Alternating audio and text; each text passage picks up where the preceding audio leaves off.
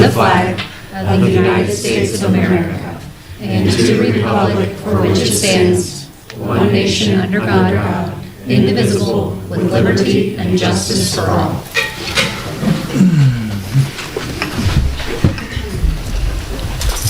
B, roll call. Mrs. Brumbaugh? Here. Mr. Kress? Here. Mr. Diaz? Here. Mrs. Kim Parsons? Here. Dr. Dinkelman? Here. 2, hearing of the public. How to address the Board of Education. To speak to items on the agenda, hearing of the public is time provided for public participation during board meetings. Board members also welcome public input outside of board meetings. The presiding officer of the board will recognize anyone wishing to speak to an item on the agenda, how to be recognized, and what to do when recognized. When it is your turn to address the board, please raise your hand and wait to be recognized by the presiding officer. State your name and address. 3, address board members of a group, as a group. Guidelines for public input. 1, Board of Education members may ask clarifying questions. 2, the presiding officer may use his or her discretion regarding recognizing speakers more than once on the same subject. 3, individual remarks shall not exceed 3 minutes unless the presiding officer grants additional time. The presiding officer may rule repetitive statements out of order. All statements shall be directed to the presiding officer. No person may address or question the board members individually. Who would like to speak first?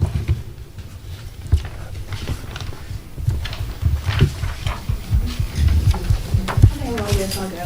The ice one. Okay, I hope I can get done in 2 minutes. You know, so we're not looking to give up my address. I prepared a statement with concerns and questions for tonight's meeting. Most of these concerns and questions have been addressed or asked in prior board meetings, and I'm seeking clarification regarding these issues and topics. 1, what is your plan to update policy 3213? As stated by Karen McGill, the treasurer, in an email a few months ago, policy 3213 was referenced when I inquired about which policy is correlated to the coach-to-student-athlete communication policy. I received and reviewed the email that was sent from the AD to the coaches, notifying the coaches of a change in practice regarding how they communicate with student-athletes, and that was by a public record request. As evidenced by the email, the AD has directed the coaches to no longer utilize cell phone text messaging to communicate with student-athletes. Why did my son receive a text message from the coach on October 27, 2024, weeks after the email was sent to the AD to the coaches? Or from the AD to the coaches. Where did the breakdown in communication occur? What changes will be implemented to prevent this from occurring again? Do you have a mentoring program for newer coaches to be mentored by more experienced coaches? When will the policy be updated? It was last updated in 2011 to guarantee that the school staff will be held accountable.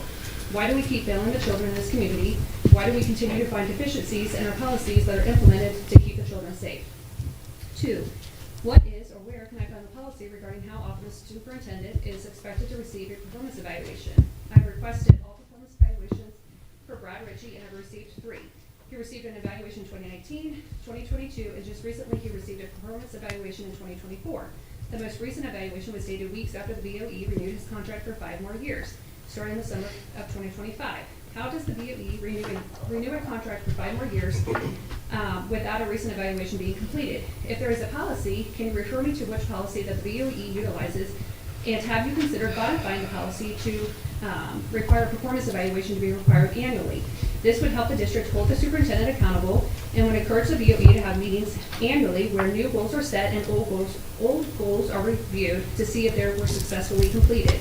3, have there been any discussions regarding potentially adopting a policy where spouses of employees who are permitted to receive insurance coverage through their employer would be charged a surcharge if they were decided to stay on their spouse's plan? Have you considered a spousal exclusion option? Have you investigated if these options could potentially be a way to save on the insurance costs that the district is responsible for, which I think is close to $2 million?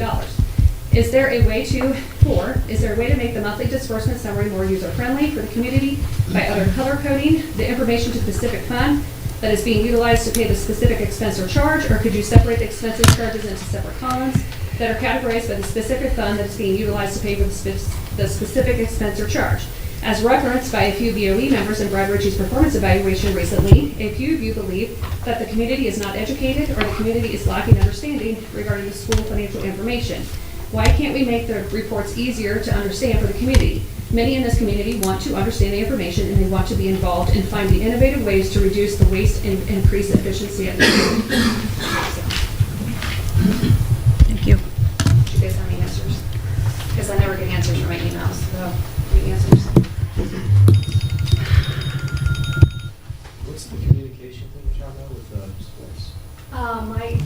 kids were receiving private text messages from the coaches without my son, or without my husband and I included in the text message thread, and I brought that to the attention of the board on August 19th, I think, or August meeting, and then we found out through public records request that there was implementations, like modifications made from Chris Bolton to the coaches.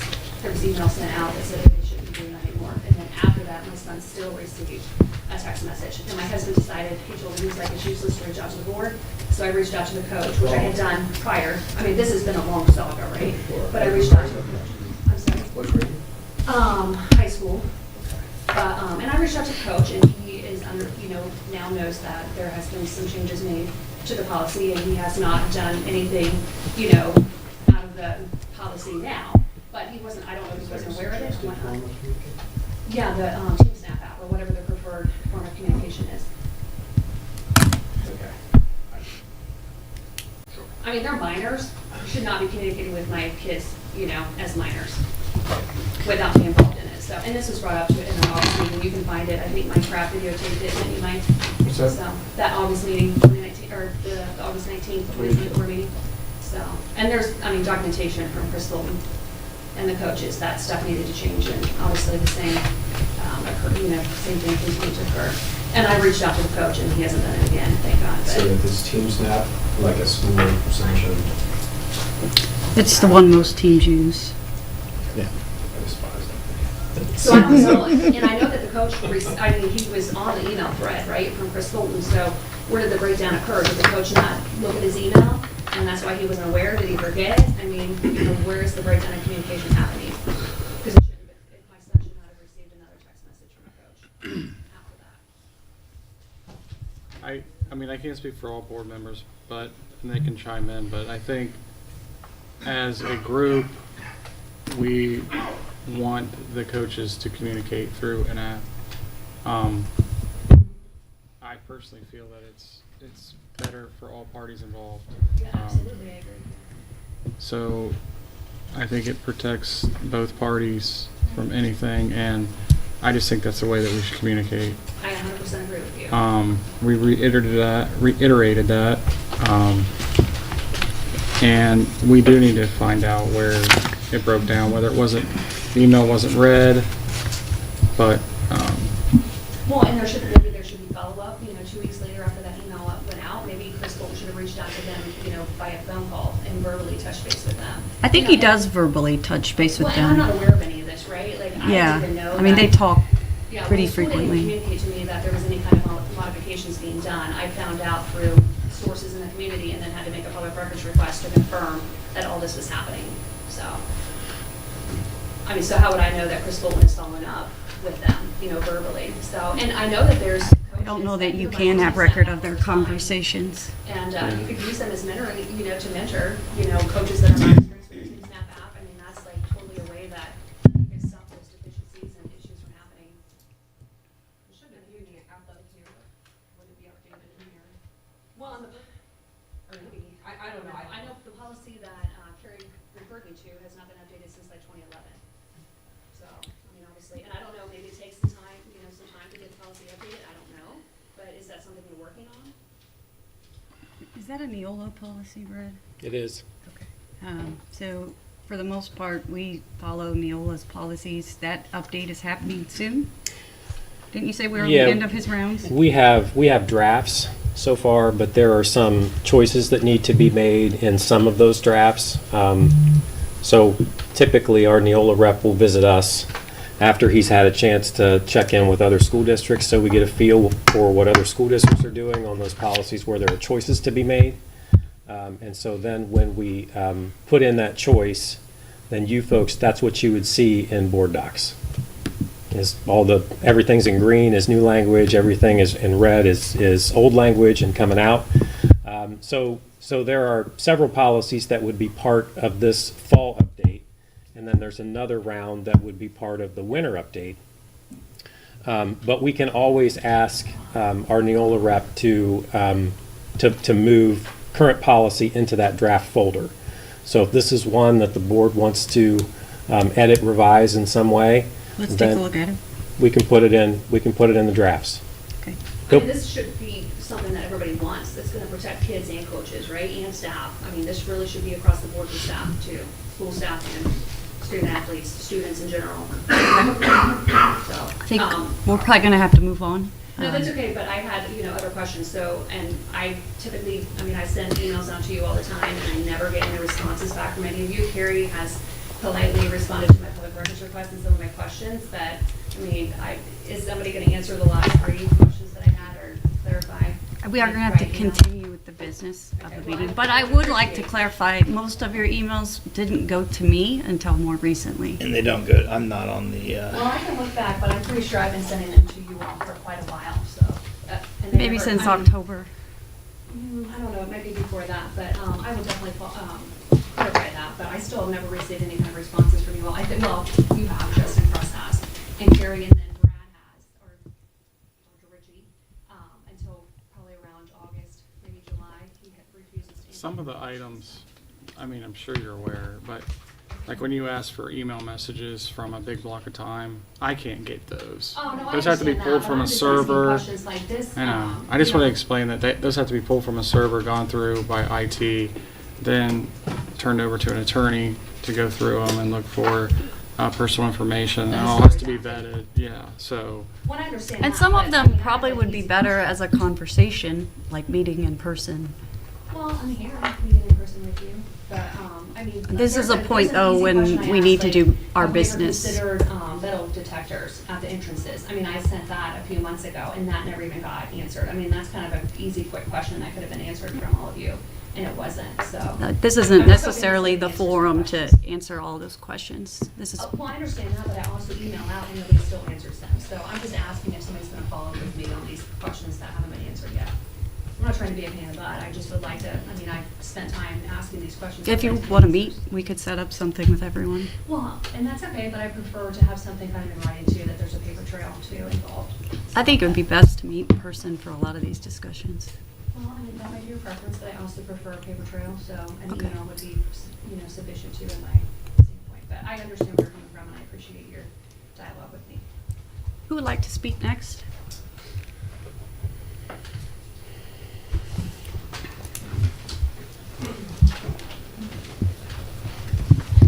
I'm Suzanne Ryerson, 3610 Whitmer Road in Warren. So I have some QR codes if you want to see the results of the survey that I did. I used to work here and my job got cut, and I just want to say to the board, thank you for cutting me because it's been a blessing to my family. So I don't want you guys to feel like bad about that. And I know that you have more work to do, and I want you, I think a lot of us believe I think I found it. in God, right? And so I don't want you to fear cutting more positions if that's what needs to happen. But I did the survey, and the results were, you guys can look at them, but it was kind of what I was thinking it would be. And the people in our community don't want more teaching positions cut. I think that's obvious, and I hope teachers know that and understand that. And I also wanted to empower you guys to make the decisions that you need to make, because that's what the community is asking for. And it's not personal, So anyways, and then I wanted to talk a little bit about my questions that I have, which is also on the website. And I will skip down a little bit, but was the board aware that we could change the allocations on the current earned income tax? Was that presented as an option without an increase, just changing allocations? I think we knew it was an option. At the time, we knew that wouldn't be enough money. And our hope was to get enough. Well, so to clarify, we'd have to get rid of it completely. You can't modify the allocation. So once it's 92.8, it's that forever. Now, we could have dropped it, or we'd have to vote to replace it, is my understanding. Yeah, you can't just change that. You can't just change it. You'd have to vote to completely replace it. So At the isn't time, that wasn't, we were hoping to get enough money to actually cover our deficit and not have to make cuts. So we did not consider just reallocating because it was by far not enough money. So the first goal was to attempt to keep services the same. Right. Okay, because once I looked at the numbers or projections from what you would have put the permanent improvement amount down to the spring levy, that would have given us, like what, $1.5 million for this school year or this calendar year, possibly. From my calculations, I'm just working from one of the numbers from the 5-year forecast where it shows the earned income amount that is going to operating fund. So I'm kind of using that number for all my calculations. So feel free to check me, but I think, just knowing that could have given us another $1.5 million for this year, and thinking about, how that could have been spent, I don't know, it's just hard to understand, I guess. And I don't understand the riskiness because in the spring, you were going to have to replace it anyways. You were just going to add on to it, right, and then replace it. We were going to reduce it and then add a new one. But that one would have stood at that 92.8, if I'm correct. Which we're not tax attorney, that's why we use firms. And I don't understand Ohio Revised Codes, why they let us put some things on the ballot and not others. But we use multiple attorneys and consultants. Well, and I think that's why I was fighting to get, what are the terms of the bond? Like, why these percentages? And I do know the answer to that, because I really dug into it last spring to do it was a 1% new, and then we voted to subtract 0.5%, so it was a net increase of 0.5 or 0.5%, and the new 1% was going to be allocated all to operating funds. We were also going to have to do some maneuvering in the current debt and pay some off early, because the debt, the 92.8 ratio was used and calculated that the money would be there coming in to service the debt obligations of this building. So you can't just willy-nilly be changing the ratios of operating funds and PI funds. So did you see my calculations? I mean, I was bringing it down to what we were willing to come down to in the spring. I looked at them briefly. Reallocating. I looked at them briefly, and my calculations were different than yours. But I haven't really spent hours on it to make sure that I'm right. But we weren't getting the same math. So Because I thought we were paying like $1.5 million a year. Is that right? I think it's And then 1.68. 1.8 is what we were comfortable coming down to in the spring, and so I just adjusted the allocations on the current earned income tax to adjust it down to that, which would allow us to have 45% going into operating fund. But anyway, I was just curious, were you aware, like, who's coming up with these options? How does that whole process work? And then I know I'm out of time, but I did want to talk about transportation a little bit too, because I feel like, if we could give the bus drivers those 5 contracted hours, I feel like we would. I mean, they were at 4.5, I think, and then we cut it down. But are we saving, is it like $5,000 or something? I just don't know that it's like a significant amount of money to where we put ourselves in a position where we can't, recruit or retain bus drivers. And, one of my suggestions has always been the postage, like, that's just eliminating 5 mailings a year to the whole district, and that's $5,000, So anyway, that's all. You guys. Just real quick, the transportation, the going to One Bell, that all rolled into, and then reducing the transportation it saved half the fuel, and at the time, fuel was very high. So it was well into 6 figures of savings to the district. And when you're looking at cutting, and 75 to 80% is payroll and healthcare expenses, and the other 20 is other, we were trying to be proportionate in how we made reductions to our expenses. Well, my point with the 5,000 was just for our current drivers. Obviously, I'd love to see transportation brought back, and I think that healthcare option that I proposed could save a lot of money without doing a spousal exclusion or surcharge. It'd be a win-win for employees. They could essentially have no healthcare costs. And I did want to, and I sent it to Carrie and Dr. Ritchie, but I would like to know what were those projections for savings with transportation. But my 5,000 number was really talking about existing bus drivers, what's holding us back from giving them the contracted hours to be competitive with other districts and be able to retain them, you know, and can we cut other areas where we're not being efficient? Yeah, I don't think the Yeah. 5,000's accurate, but I just would off the, just because maybe I fit. $20 an hour and a half more, like 6, I don't know, there's 6 routes right now, but I'm sure we have more. Yeah, I don't know. I just want to go back to, I just want to put this on record real quick on the income tax. First off, thank you for doing all the, the research and putting those numbers together. I have looked through them. I just want to, for the record, state that when the income tax, the promise to those who issued the debt was issued back in, I believe it was 2008, the advisors at the time they set the percentages at 92.8 based off of the income that was projected from the Ohio Department of Taxation to pay off the annual bonds that are due, the amounts that are due. So while we tried to do some reallocation, as Justin spoke to earlier, we have to remember that we have a duty to pay those bonds, and that's why those percentages were set back in 2008, 2009. I can't remember the exact time frame. So I want to put that on record. We can't change that. Legally, we can't change it. We thought when I first came in, we were like, oh great, yeah, we can change that ratio. We can't. So We can't do a full replacement? not without dropping the current one that's on there. And the board tried to do something very creative back in the spring, but Well, that's what I'm saying. It would be essentially dropping it down to the same amount of money, revenue coming in for permanent improvement. So, I mean, And we yours was a different way of doing it, and people didn't vote yes because it was tacking on extra. understood. So we also have to, I guess I don't understand why They'll do it it's. if you increase it, but they won't do it. if you have to, you also have to consider, and Justin, correct me if I'm wrong, there's callable bonds as well. So there's Yeah. a lot of behind the scenes work on this. I don't want you to think that we completely dismiss that. We simply couldn't get to where we needed to get. There's also a built-in buffer on collections because income tax goes up and down as residents' income goes up and down.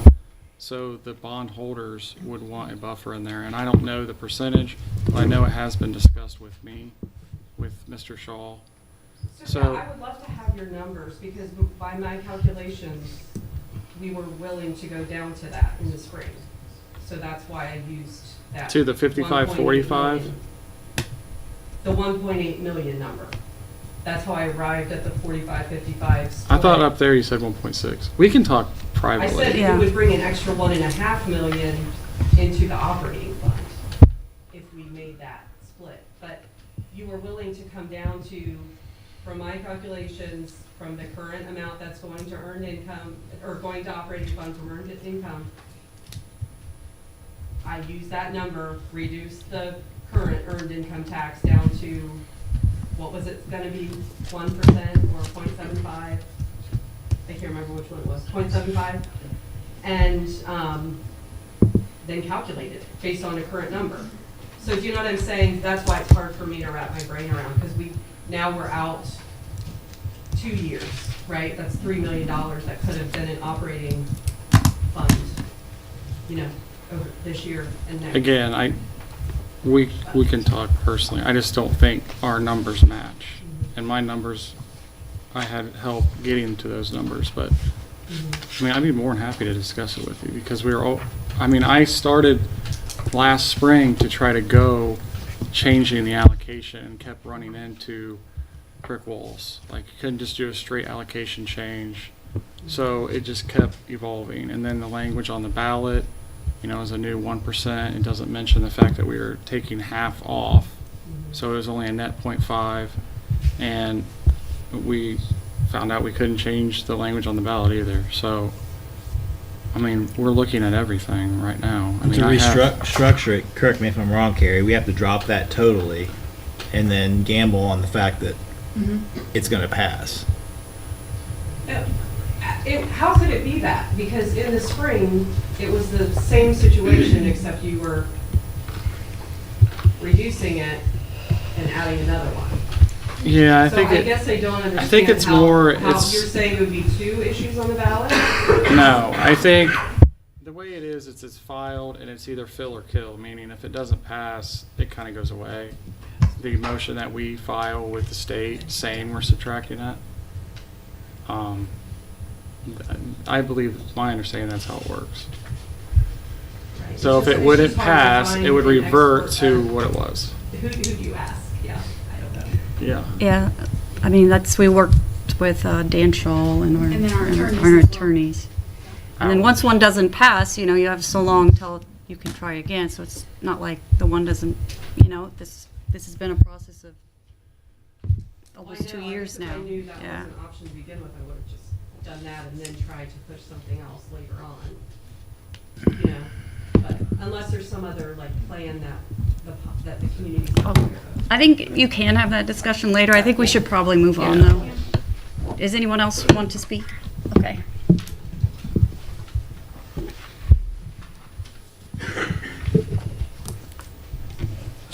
Price, and I guess it looks like Ms. Richardson, I'm going to speak from a community standpoint. And I've been bombarded with emails, texts, face-to-face conversations, and I know that extremely high amount of community is dissatisfied with this board. And I also know a lot of them have asked us, how do you call for resignations? I can't answer that, I don't know. But because of that, I've asked why. And the answers I have are due to the lack of distrust, due to the lack of trust, no favoritism, arrogance, and lack of accountability, along with rude and dismissive attitude that the board shows when people like myself try to talk to you or you say something you don't like. A lot of extreme criticism of spending decisions such as the land, extracurricular activities, administrative costs, are poor. When people have suggested to sell unused assets or cut administration salaries, which by the way are exceptionally high in this state compared to other districts our size, once again, we get that dismissive attitude and called liars. I've personally been threatened. My grandchildren have been threatened because I disagree with some of the things this board does. Distrust and lack of leadership due to declining academic performance, perceived misuse of funds, and definitely the lack of transparency and refusal to take ownership could possibly be the downfall of this board one way or the other.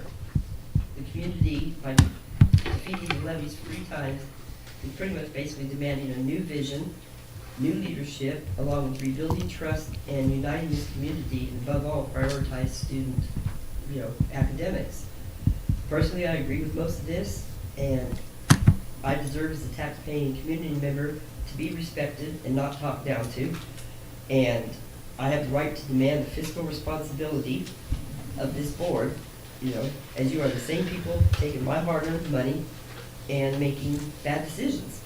You put us in this position, you now need to dig us out of it. Quit blaming the community, quit blaming people like myself, and step up and, unite us to create this district's future that benefits our kids and not the board. Thank you for sharing your thoughts. Anyone else like to speak?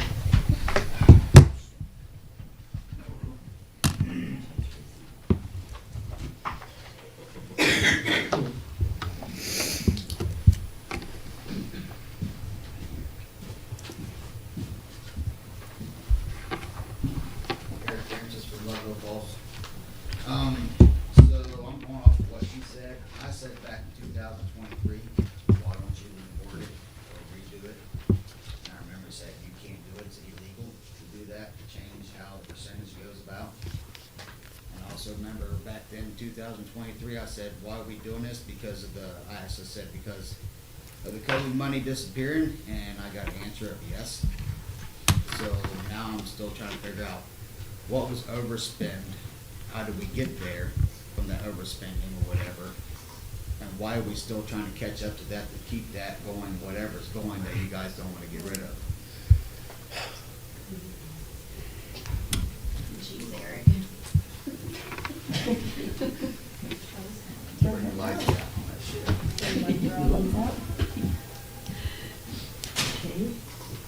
Oh, that's a power. Okay. At the automatic switch. Computerized.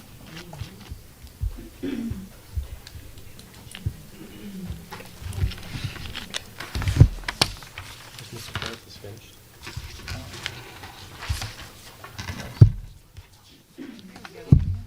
Mr. Francis, were you finished? Not really. no. Well, why don't you go ahead? I mean, that, Also, if you guys said 10 years, we still run out of money, even though if the levy passes, and it's 7 years, even if the levy doesn't go, that's when we'll run out of money, something like that, 3 years difference. So, but you want people to vote for levy for the income tax raise up or either way? Because I remember that was stated to you guys at the thing. Well, one thing about our forecast changing is that we've made, I think, 1.6 or 1.8 million in cuts in the last 12 months. So that's going to flow through on your forecast in the future because you're reducing your expenses, right? So when you run out of money changes, I don't know if that's what you're getting at, but You like, stated, she did, the treasurer or whatever stated, I think it's 10 years, if the levy passes, we'll be able to make it 10 years, but we'll need more money because we'll run out, or 7 years if we don't get the levy to pass. It was something close to that. Yeah. I think I we don't were- think we Either felt way, we we're gonna should run ask out of for money. more. Either way, we're running out of money. we were getting out 10 years assuming no growth in the income, but putting in inflation cost and our expenses going up by 3.5 or 4%. So I would assume that the income, that's where you were getting that negative money in 10 years, meaning we were actually burning cash in a fiscal year versus having a supply or extra cash at the end of the year. So, and I don't think she ever put it in black and white. We looked at it. No, it's stated. Yeah. So, because I was trying to get out, the goal for me as a board member was to get the district out 10 years so that you can plan out 10 years at a time. Not a lot of districts do that, but we were trying to be prudent. I was with your money and my money and say, hey, this is a decade we're going to be able to operate. And we talked about bringing some of the services back that we've cut and still be able to operate within those parameters. I mean, that was the goal when I set out looking at how much, the little amount that we could ask from the community and still make the district in the black out 10 years. That was the goal that I looked at personally. And that's what we try to get to. And the I think you said there was mishandling of the COVID money put us in this position. That the money that was provided by the federal government, it's called ESSER dollars, were specified to be used in a certain way. So we had to use the funds in the way specified by the state, whether it be special services or whatnot. That money allowed us to fund or pay for some services that we already offered. So did it offset some of our costs while we were receiving some of those funds? Yes, it did, but it didn't put us in the position we're in now. Probably kept us from asking for money sooner. Yeah, probably kept us from asking for money sooner. Who else would like to speak?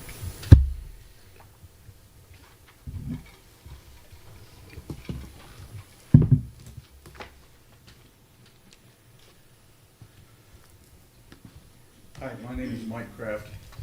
I live here in West Milton.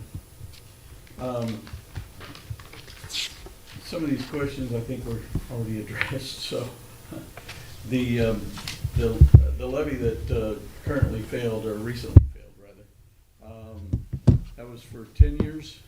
That was going to be a 10-year income tax levy, right? Right, earned income. Earned income tax levy, right. Okay, just wanted to clarify that. And that you were looking for that to be for 10 years, or that specific levy, was that gonna be renewal or permanent? It was a 10-year It would be a term. 10-year term, and then if we wanted to renew it, we'd have to go back to the voters. That's the way it looked like to me on the ballot. Yeah. Okay. What year will the school be paid off? 2037. 2037 or 33? There's a small portion, I believe, Justin has it right in front of him. Yeah. The COPS is what, I believe, draws out for a longer while. Yeah. The majority of it is. Majority of them come off in 2032, it looks like. 2032. Yeah. And then, but there's a larger note that comes due in 2037. The thought process behind the 10-year was to get our forecast out 10 years, to also the debt on the school, the majority would be paid off. We'd also know about the north side of the Stillwater Crossing and the south side filling out, what it was going to do with enrollment.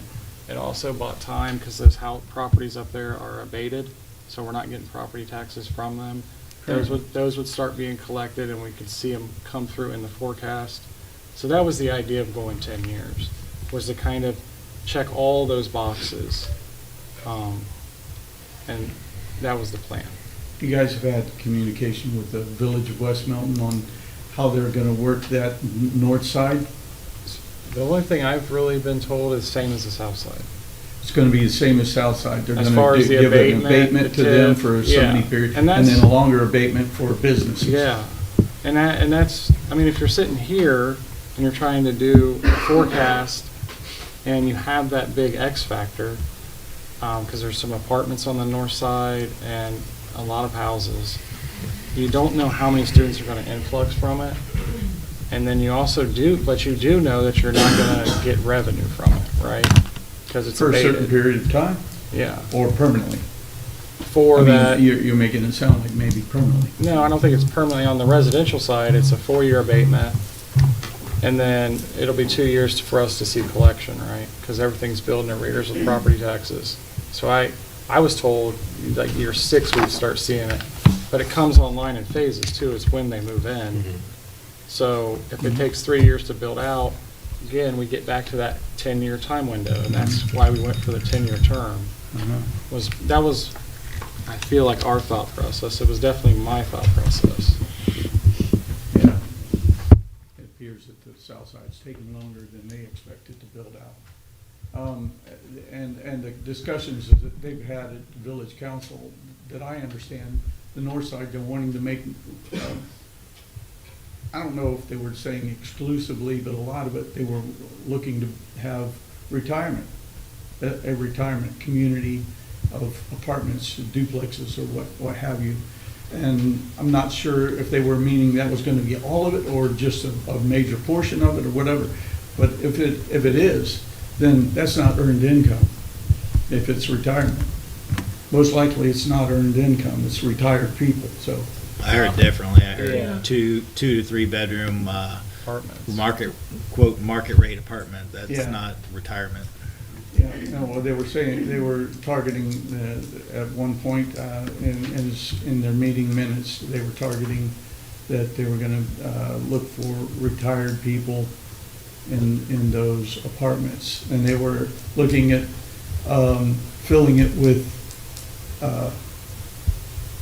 higher income retired people, and because they were saying that they wanted West Milton to be a retirement destination as well as I don't want to get into all that, but that's just a lot of other stuff. And so I'm just wondering how much dialogue you've had with them so that you can try and plan these things, or is it all just going to be haphazard and willy-nilly and all up in the air, and you know, we're just throwing it stuff at whatever sticks, and if it don't stick, you go over and pick it up and try and mess with it after that.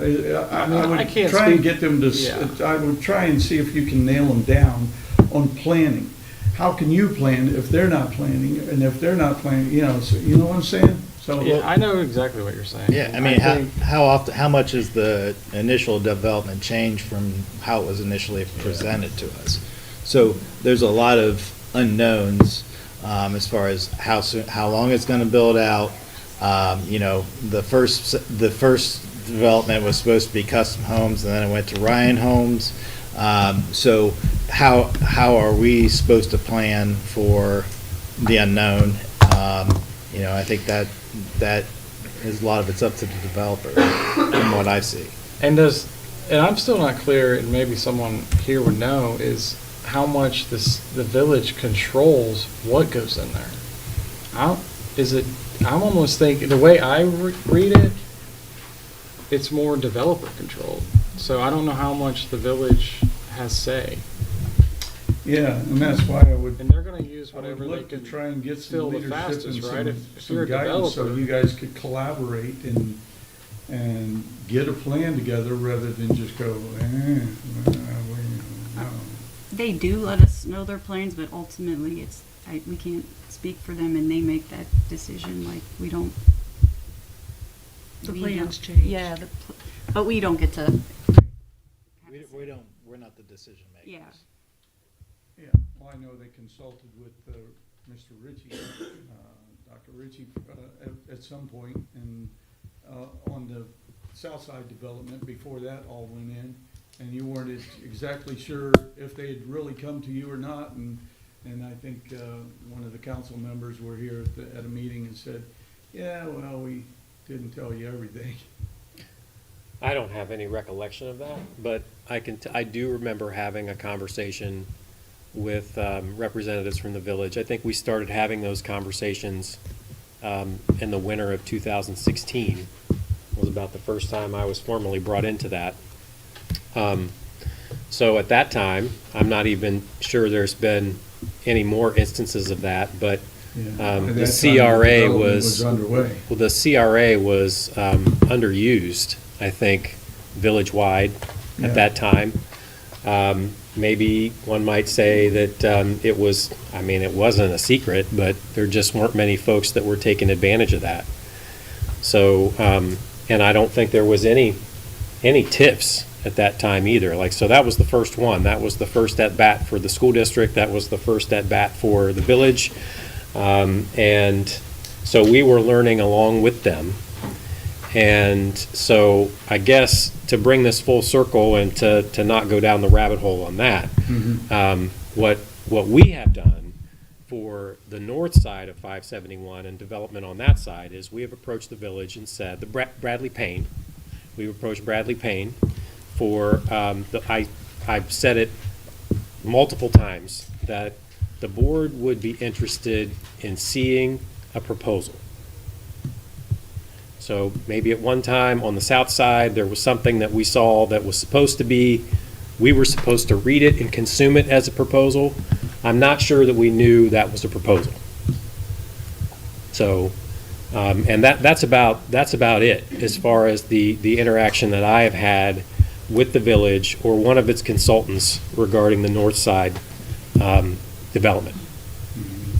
So I am waiting to see that thing in whatever format, chart, just a kind of a traditional Plan. proposal narrative. Yeah. And at that point, it would be my responsibility to pass that along to the board. And we're not there yet, haven't seen that, so. But what we do know for certain is it's TIF and abated, whatever is going in there as far as for the school, yes. And it's the same, they're using the same plan as they did on the south side. And that's just for property taxes, right? Yeah, You're it's, still getting the income the tax school portion. and the life squad is abated. Okay. Do we have, Okay. we should probably move on. I've used up enough time. Anybody else like to I'll speak? save it for later. Okay. I appreciate you guys' input. Justin, And, what is that thoughts. you have about the bond? Regarding the public records request, what am I gonna ask for It's from last year. from 2023? Yeah, or 20, I think it's actually 2022. What's the, title on it? Or how do you- what do you refer to that as, document line? It just says existing debt service. Do we have anyone else though that wants to speak?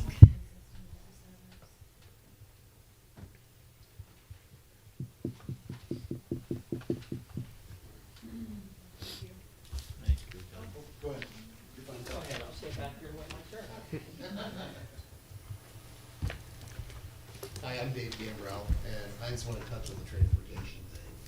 I mean, how many buses do you guys run now to pick up kids? 6, 6. I think. Yeah, that's about right. We can revisit that later in the meeting. Mr. Brackman has another commitment, so he'll be in here sometime after 7. So we can confirm that for sure, but I think we're around 6. That's what I was thinking, 5 or 6. But anyway, you guys have 22 buses, right? Yeah, we have some spares, absolutely. I We mean, have a number of you buses, should have yes. spares. I Yeah. mean, because they break down, you know, and maintenance, whatever. But 22 buses and you're running 6. I mean, I think you should sell some buses if you're not going to be transporting kids.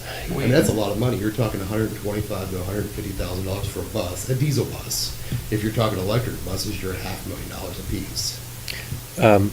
I don't think we get that. We get like, Oh, is pennies. it like 10 grand? Yeah, I don't think it's 10 grand. not even a trade-in. I think the last He trade-in told me we got was last like $1,700. Well, He told me it was less Sell than them. that. I mean, what's the point in having them here rotten? I mean, that is the long-term plan. We were hoping potentially to bring back more busing services. Yeah.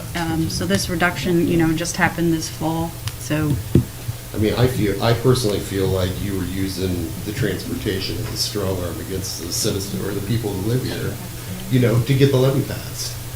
And I think it's kind of ridiculous. I mean, that's not the way that things should be done. And I mean, here you are with 17 buses, they're just sitting, or 16. 17, 16 buses that are sitting, that you're not running. I mean, that's a waste of money. And they just depreciate every year, every day, Yeah, I think I would need to confirm the trade-in amount. I'm not It talking is, trade-ins, I'm talking sell them. for sure. Well, but then we have to go, at the least, we'd have to go gov deals on that. And, I mean, I've always just traditionally known them as trade-ins. In my district, we average about 3,000 to 4,000 on a trade-in, so we did do gov deals, and our last 20 buses we sold went out of the country. Because they were non-emission, non-electronic, they brought $5. There you go. Well, again, I That's all I mean, got. yeah. we were hoping, the idea was if this levy was to pass, then we were gonna try to restore transportation and put a lot of those buses back in service.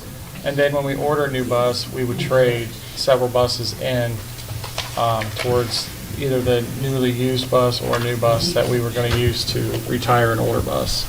I mean, I don't feel like you should be leveraging the safety of the children. I mean, you're talking kindergartners walking back and forth to school. First graders. Everybody doesn't have family in the community. So, I mean, you're leveraging the safety of kids to try to get your levy passed. And, I mean, it's just wrong. Well, we didn't view it as a leverage point. I think a lot of the people in the community do. Again, it goes back to 75 to 80% is teachers, and you have 20% other, and transportation's part of that other. And we were trying to make the cuts proportionate so we could actually save some teachers for the kids. I get that, but I'm And- saying that you're trying to get your votes by saying, well, your kids are going to walk to school. That's how I feel. A lot of other people feel, I think. I think a lot of people would have said, no matter what we cut, that it was to leverage, to try to get people. Not really. The biggest thing is busing. Yep. The biggest thing is busing. So many people. But you will find, like, if you look at like Graham and many other, like in Centerville's, if theirs hadn't passed, they were going to go to the exact same busing schedule. There's they're only doing the so same many thing. places to save money. And I think every single one hurts our What kids. was the amount that we were gonna save? Like, I still haven't seen that. It's, number. It so, was 6 figures. yeah, it's like 170. Some of the biggest school districts in the state don't have busing. Lakota is one of them. They don't have busing. Country though, like ours is, or is it? Yeah, we're pretty big. But like Covington, they're pretty rural. They got a 2-mile. Graham's pretty rural. They got a 2-mile. We're not alone. Because Miami East still doesn't have high school busing, do they? And I feel like if it affects people's income. I don't know the too, answer to that. I'll have to check with her. So I'm hearing this right. If we spend $250 million busing, we get any yes votes? No, it's just, people were saying, board's telling us that, I guess basically, in my opinion, how we feel. you're trying to say, oh, well, no, it's not. People, that was the biggest contingent of busing. Yeah, understood. So yeah, we're not gonna tell you how to feel. But, I mean, to your point, for us to be able to bring back transportation as it was, we would need the money to hire all the staff, the positions that we had to let go. And then we could put it all back. We could put two different bell schedules, elementary, and then middle and high school, and then you'd have the staggered start, so that we'd still have to double trip, right? Why? Because there's no place for the kids to go. I mean, we've got teachers that maybe have a 4-9 license that are in the elementary, right? So when the teacher is available, the kids also have to be available. You kick me if I've got this wrong. You're really good at scheduling. So, so we had to be on one bell schedule for that to happen. So I understand how that probably feels, but for us to reduce the deficit spending, for us to close that gap between revenues and expenditures, we had to be on one schedule so we could, I mean, we're a service industry, so it's people that provide the service. So there were positions that we cut, or people that retired that we didn't rehire those positions, or folks went to other districts and we didn't rehire those positions. So the number of positions that we eliminated, it didn't end up being a very long list. But, I mean, do you remember how many positions there were, like full-time positions? I want to say it was like 12. How big was that? So why do you have to have a split schedule for that? I mean, why can't you run one schedule and have transportation for all kids? I mean, the only way to do it, I think, would be we'd have astronomical class sizes. Probably. I mean, we'd have to put our heads together. It's the same kids here every day. That is correct. No, If you run a split schedule or one full, where everybody starts at this time and ends at this time, still the same amount of Then we kids. would have needed double the bus drivers to continue the same transportation level. Correct. I think that's what. Teachers are not. Yeah, going to so be say here if we to just start took in the first everybody and schedule put them on to one end. schedule. Yeah. Would be the other. As it was before, the bus drivers did the first route, they finished, they did the elementary. So if you went to one schedule, you'd have to double your bus drivers. And that doesn't make sense either, because they're going the same routes. Yes, so we are But they busing were less doing children two this year. routes. Yeah, but there isn't high school busing. Yeah. So, And that's fine. so all the, I'm more concerned about the little kids. I got you. You know, you get a 6-year-old walking to school, you know, crossing 571 or something like that. That's very dangerous. I mean, especially the time the school starts. You know, it's dusk. I mean, people wreck all the time. I mean, a little kid, what do they know? So You know? when you say bring the busing back, you're actually talking about the radius that we pick kids up with. Yeah. Because we, Yeah, because you made it a mile and a half out. Yeah. And I mean, like me, I live right on the road now. I mean, my kid's riding his bike to school. He's older, it's fine. But I'm talking like if I did have a 6-year-old or a 7-year-old that was in first, second grade, and they had to ride their bike to school, I mean, that's not safe at all. I mean, is your levy really worth all that? We have to run the school, so we have to have the budget. I mean, it's really not. Did you add any positions in administration when you let all the people go, all the teachers and stuff? What do you say? I think we just rehired the one. I don't think Oh, it grew. No, we didn't grow. We didn't grow. That's all I got. Okay. Who else would like to speak?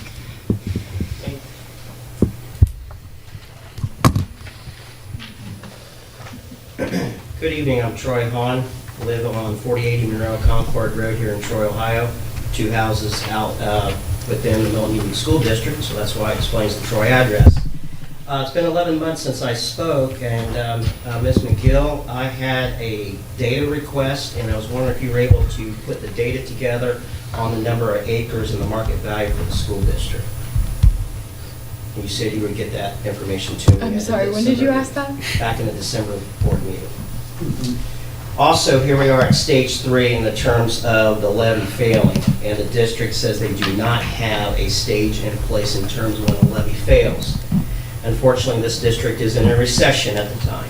The staff who has lost their jobs is experiencing a depression at this time. And what I'm asking for tonight is to share with you, when you go in executive session and have discussions of cuts that are going to have minimal impact to student learning in the school. Due to the 3-minute rule that I have, we can save discussion later, or feel free to contact me. Dr. Ritchie, you have my phone number. Sources that I want to share with you tonight have been comprised from Roane County Schools in Spencer, West Virginia, Garmin Miller, Stonehill Research, Miss Sinaloa and Ansonia Accepted Village Schools, Fairborn, and Tecumseh. Also, a conversation I had with a board member at Springboro and a board member I know very well at Clinton Massey. So for positions that we do not know where the staff stands, the district that I reside in, or excuse me, not reside in, but worked in, had to pass the levy 9 times. And each time the levy went down, it became a hatchet job to certified staff and service personnel. Administration stayed the same. Under Dr. Rammel, 7, 8 years ago, the district had 8 full-time administrators. I believe we are now at 13. Stonehill Research says the district at this size should be using 11. So number 1, full-time athletic director. The district I worked in went from 3,600 students down to 1,600. That was done by a supplemental position to a coach or a teacher. Number 2, 2 assistant principals in this building. My building, as a pre-K through 8 principal, I had a head teacher when I stepped out. The board office was 35 miles away. I utilized my head teacher quite heavily. Number 3, an operations manager for a brand new school system with 1,300 students. Come on. Number 4, according to the CUP report, CUPP, the math scores in this district at certain grade levels are terrible. Not low, terrible. What is the curriculum and the instructor director doing? The current superintendent has a resume that shows curriculum and instruction. Number 5, Ms. Sinaloa and Sonia shares the same treasurer. Some school years, depending on budgets, they share the same treasurer through 3 school districts. Why does the district have this size, a full-time treasurer with 3 assistants, such as accounts payable, account technician, and assistant treasurer? I have 1,600 in my district, had a treasurer. That's it. Number 7, according to the state of Ohio, especially in Southwest Ohio, with new buildings that were constructed in the last 5 years, the majority of the buildings do not have libraries built in them. A couple superintendents in the Miami Valley are touring new school buildings for construction of levies that did pass. And for example, Fairborn Primary does not have a library built inside their school. They utilize things like the bookmobile, or they have aides, secretaries, or people, the service personnel that staff the library. If our librarian's in the situation, we have a position that comes over in English language arts, let's look at that avenue. Number 8, do we need 2 elementary and 2 high school secretaries when middle school operates with 1? Just throwing that out there. 9, do we need 2 full-time high school and elementary counselors if we're going out and we're hiring social workers, this, that, and the other? And also in there, does the psychologist really need an assistant? Number 10, does the district need a behavior specialist? 11, do we need 2 staff members in the IT department? My district had 1. We utilized the high school students because I'll tell you, as a former teacher, turning to a student saying, make this device work for me. Works really well. We had students that excelled in our Cisco program. They were there to do non-confidential work, so if there was some confidential software and stuff that we installed, that's where the IT people came in. But 2, let's take a look at that. And last, number 12, the financial burden of preschool. We have some research that was sent out by the Stonehill Research, the 10, 12-year tracking, finding that they're not seeing correlation in terms of preschool or the development to where the kids are at by the time they graduate. So if we are packed solid into this school, is preschool really necessary? So my question on this part would be, what is the financial burden to the district with the current preschool situation that we have here?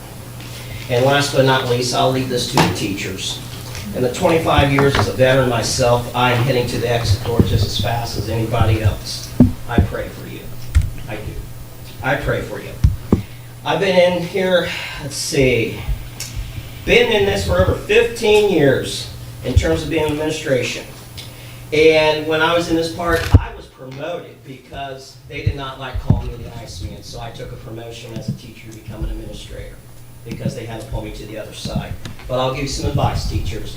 Get yourself a strong union president. Get yourself a strong grievance chair because you're going to need it.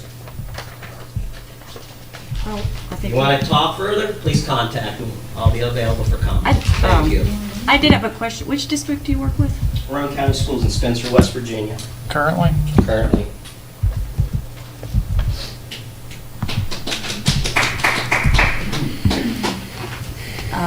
Who else would like to speak?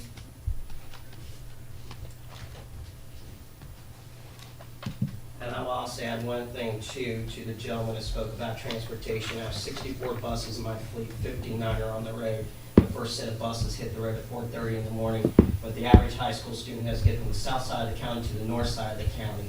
Then an hour and a half, they has to connect 2 buses.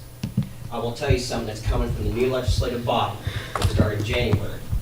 And you laugh and exhale about it. It's coming. Ohio's talking about taking the 88 counties and making things such as county schools. It's about saving money. You deny it, it's coming. The people in West Virginia said the same thing. In 1993, all 57 counties consolidated. Yes, Charleston, the largest city in the state, is Kanawha County.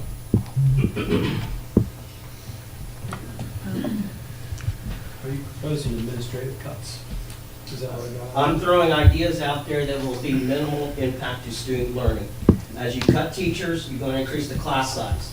And with my experience on master agreements, I'm pretty sure they have contract language that says when a class goes over a certain amount, teachers compensated extra. I know in my district it's $500 before taxes. So if you have a class set at 30 and it hits 31, they get a $500 stipend at the end of the school year for each student they're in. And it's set based upon high school, middle school, and elementary. I just know we have one counselor in our county, and they're in the elementary building on Monday, another elementary building on Tuesday, and another one on Wednesday. They shop it. So aren't they gonna have to, I mean, you're asking them to do more with less, right? So wouldn't they want a larger salary?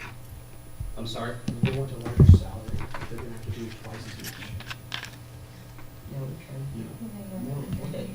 That's what I mean.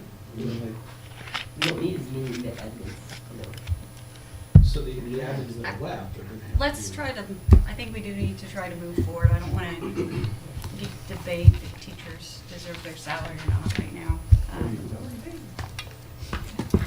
Is there anyone else that wants to speak? Okay, we're going to move on. Number 3 is the superintendent's report. Well, this is going to be like a complete about face. So we're going to start with Dr. Nick Weldy, who's here this evening from the Miami Valley CTC.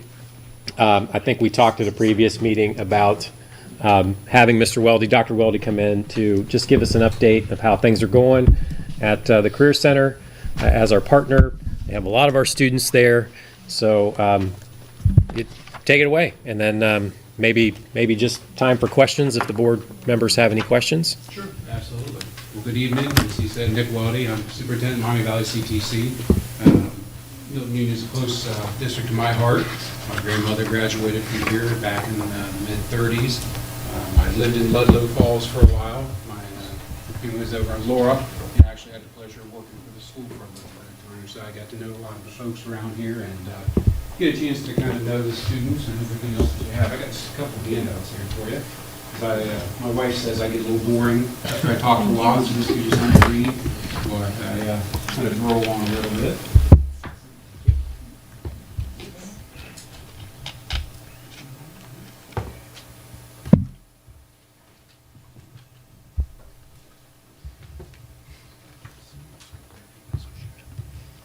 So just want to talk a little bit about Miami Valley CTC and give you kind of an update of what we've been doing. Hopefully you're okay if I don't see it at the podium. I'm kind of have to walk You around. walk and talk, that's All fine. right, good, thank you.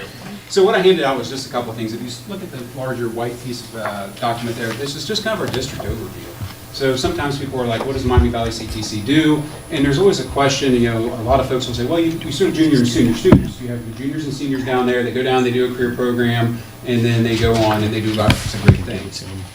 But we do a lot more than that. We do adult education, so we do basic literacy, so adults that are illiterate, that need to learn how to read, or those who are trying to get a GED, which that's kind of the old terminology, it's what's called the Aspire program now, or the GED program, we do that work as well.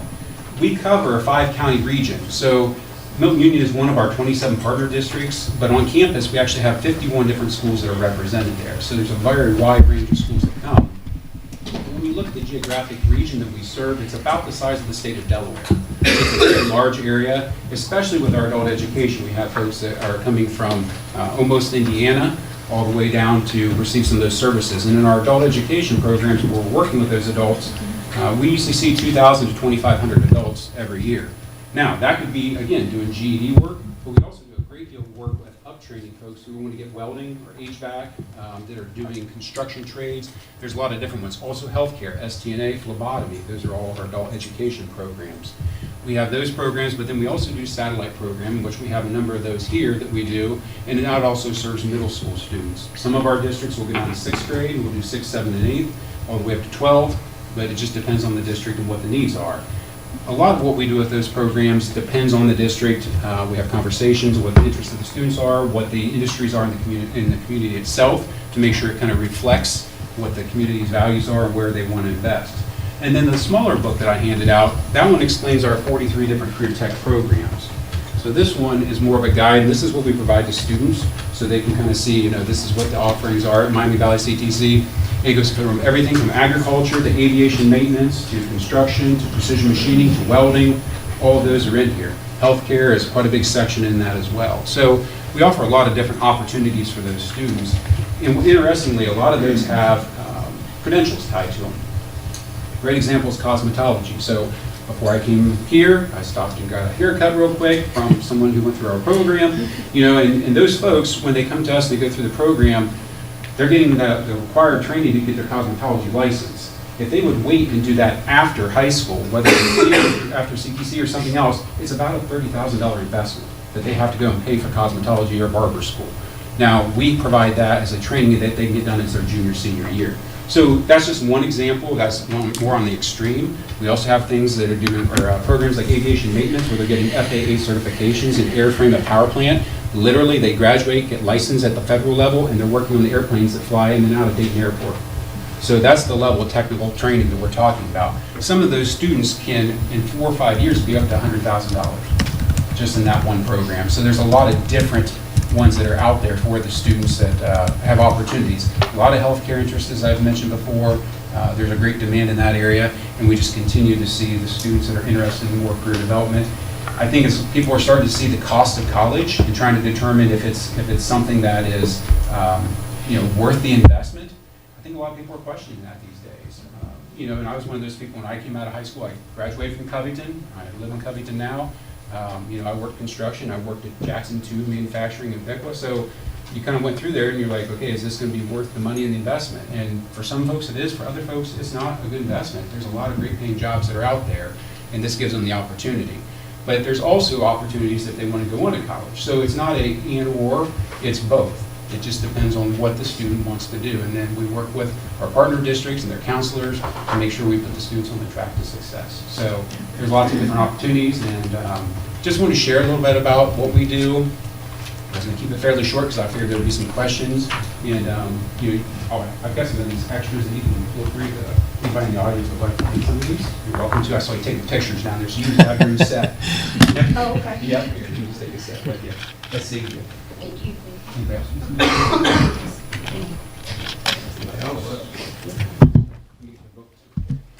So what questions can I answer from the board? Again, that was very quick. I have an idea that most people know what we're doing and what we're about in Miami Valley CTC. You might not run into us too much, but definitely part of the community. Some of your coursework, can you get college credit plus for that?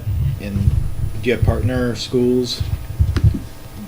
So College Credit Plus, we work with any college. It's the same arrangement across the state of Ohio. So whatever is offered really through Milton-Union we offer as well. I think last year we had over 9,000 semester hours that were awarded for free, that the students came through and earned those credits.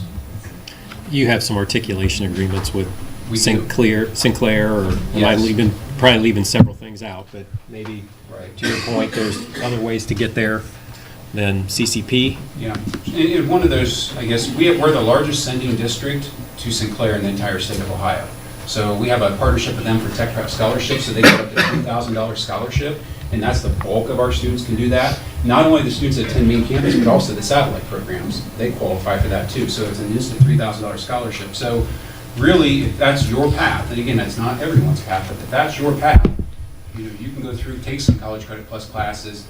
We also have some matriculated credit, as Dr. Ritchie mentioned. Go use that scholarship, and you can about have an associate degree for free. So it's a pretty good savings for someone who wants to head down that route to try to get to college and save some money and go that path. But then there's also a lot of opportunities at Sinclair that's not an associate degree, that they've got a lot of great credential training there too. And you can go and use that scholarship towards those credentials, so that way you go right into the workforce and earn a really good wage. Well, I think we're really lucky to have this strong of a CTC that we can utilize. I know you guys have expanded a lot. There's been a lot of construction out there. Is that all done, or is something still in process? We got the grass growing right now. It's taken about 7 years for us to go through that whole process, and we had to remodel. So we had to do all that where we existed.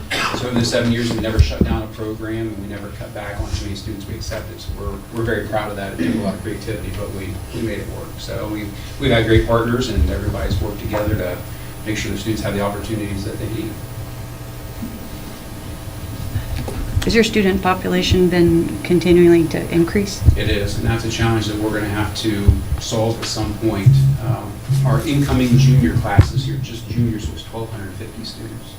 So it's a large number of students that we're seeing, and we're always trying to figure out how do we serve more of those students, because that's really the trend. If you watch the national news, less folks are going to college, more are starting to trickle into the community colleges, but career centers are where they're learning that's the best bang for your buck. Because they can come there, they can get a lot of credentials in a lot of different fields for very minimal cost. So we see that demand growing, especially fields like welding. Welding is one of our hottest areas right now, and it's an awesome field to go down there and watch those kids get in there and just learn how to weld. We got a great instructor, got a number of young ladies coming in, which is kind of neat to see them in the non-traditional field. I don't have any of my male students from welding here, so I can say the girls are better. They listen, they follow directions, they're more articulate, and they're heck of good welders, so it's pretty impressive to see them do that work. Other questions? Very good. Dr. Weldy, thank you for being here. Are you okay with questions from the crowd? If we can. Go ahead. Yeah, what's your acceptance rate? Right now, we're probably in the high 80s, if I had to guess at this point. So we had 1,250 students that came in this year, and I think we were sitting about 1,400 and some odd applications in that ballpark. So, I mean, some of them, they choose differently. We accept them early on, but then boyfriend, girlfriend happens, and they decide to stay back in the partner district, or they go back, or, sometimes the families move, or something like that happens. So. Are there programs that you have that are, it's ultra competitive to be accepted into?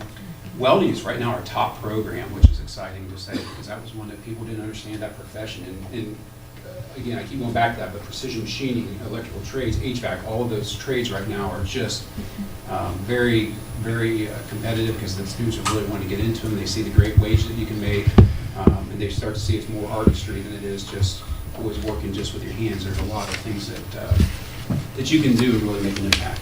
A lot of effort, and if a student doesn't get his or her first choice, then see if we can accommodate them with a second or third. Yeah, we always have second choice, so when they apply, they put a first and a second, and they go down to that second choice, and if they don't have the second choice, we hang on to them, and they got usually all the way through August. Most of the time, we can move the kids in, but sometimes like welding or some of those, it's very competitive. Yeah. We're trying to figure out how to serve more students, but find those teachers, a welding teacher that's got the heart of a teacher and just the skills of a craftsman, there's not that many out there. It takes some time. Sure, yeah. And they got to jump through the hoops, and that's our job, is to make sure we get that right person in front of the kids, because that makes all the difference in the world.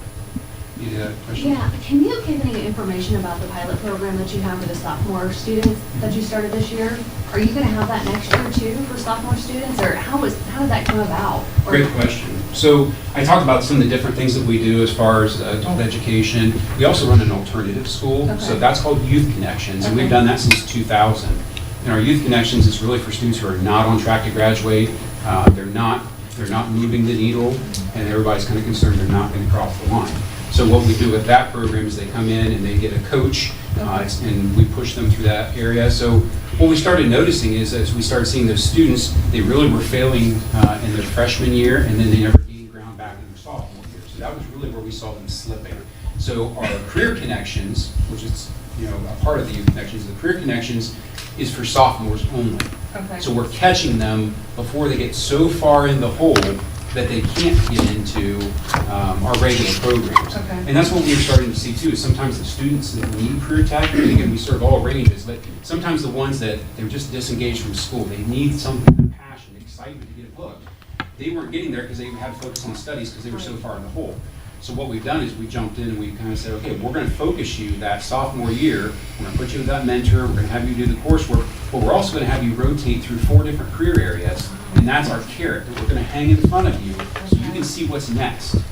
Sometimes it's just not appealing for kids to go, gosh, I got 3 more years of school. And it just depends on the kids. Some kids love school, but some of these kids, they just need to burn off energy and work. So that's the carrot that we kind of hang in front of them as a sophomore.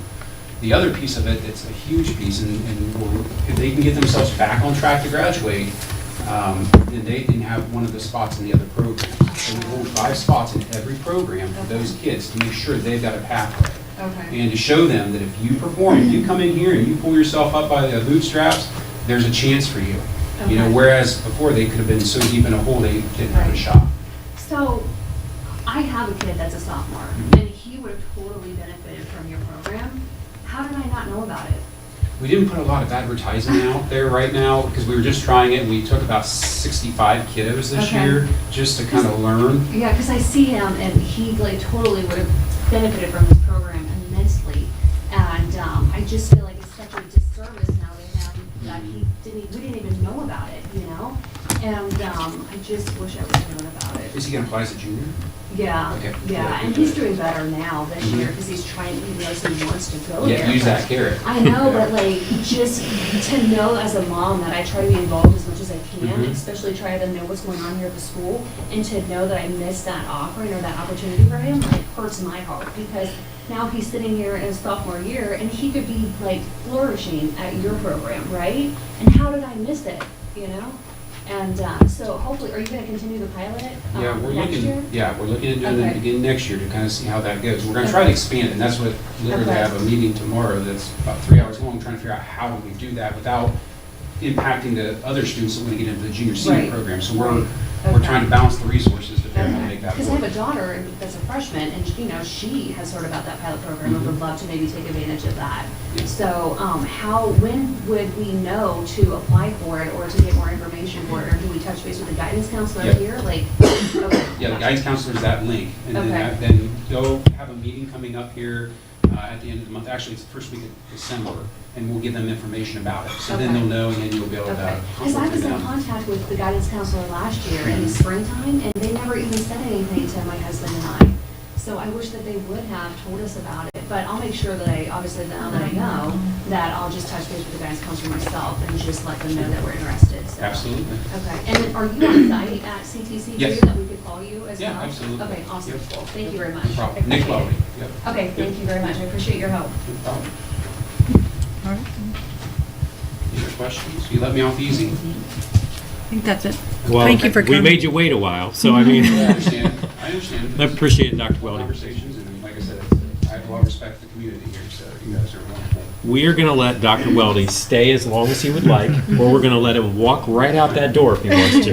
And I would like to stay, but I've got someone in the hospital, so I can't Oh, get out. So all right. I apologize for that, but Thanks otherwise for I would coming. stay. Best wishes. Thank you. Yep. Absolutely. No, Thank you, everybody. So right on the heels of that, we're going to bring up Mr. Watson, our high school principal, to talk about some of the credentials that are possible through the Career Center that are available at Milton-Union High School.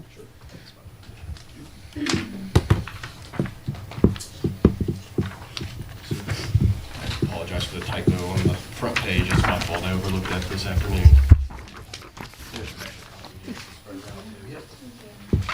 So, great timing following Dr. Welly. That's a tall feat I've got to accomplish right there. But so I was asked to come in and talk about our credentialing programs that we have going on that we offer at Milton-Union. A lot of it is based off of students. We try to focus on students who don't make it into the CTC programs to give them an opportunity to earn credentials which would be transferred into the workplace. So make them more work ready, career readiness is the big focus with that. So if you're not familiar with the graduation requirements of Ohio, you have to receive the certain amount of credits deemed by the school, which our school district is 20, and then you have to receive a competency score of a 684 in Algebra 1 or English 2 and English 2 exams, and then from there you have to get 2 seals. The alternative path for your kids to graduate is to receive industrial credentialing. There's a 12-point system, and they have to be all in a certain silo, what they call silos. So if you actually look at page 2 where it says career fields, you have to have 12 points from one of those fields. And at Milton-Union, we're fortunate enough, we're really focusing on, since I came here a couple years ago, of building up our credentialing and trying to give all of our kids, especially our kids that don't make it to CTC, and our students that are credit deficient and or cannot pass the Algebra 1 and English 2 exams, an opportunity to graduate and gain skills to go out to the workforce and be career ready. So if you turn actually to the next page, you'll see our industrial credentialing that we have here at MUHS. A lot of it goes through our CTC satellite teachers. We have 4 satellite teachers. We have a new one with Mr. Dittmer. We brought in informational technology. He has a new program, so it's going to take multiple years to build his program. If you look, he only offers one industrial credential that is there, which is IC3 digital literacy. You'll see in the parentheses there's numbers. Those are what the state of Ohio or the Department of Education and Workforce, they give you credit. So like that 2 means you get 2 of the 10 industrial credentials that come with that, passing that program. So you can see we have Mrs. Anderson, Mrs. Black, Mr. Dittmer, and Ms. Kimball. You'll notice that Ms. Kimball has more than the other ones because last year we started a program that specifically focused on credentialing for our students. So it's 8th period. We have students that come in and they're typically kids that are credit deficient and or did not pass the Algebra 1 and English 2, or that they didn't get into CTC. We want to try to get them some credentials and some things to put on their resume as they go out into the workforce. So that's why she has more than the other ones, because she actually teaches a class and they cover things like Rise Up, which deals with customer service. So it teaches kids how to interact with customers. It also have like the warehouse. They're learning about warehouse safety and things like that. We just had kids, about a dozen students, get forklift certified this past week, which is awesome. They had to take a written test, and then they went to Huber Heights, where they have the facility to do that, and they actually tested.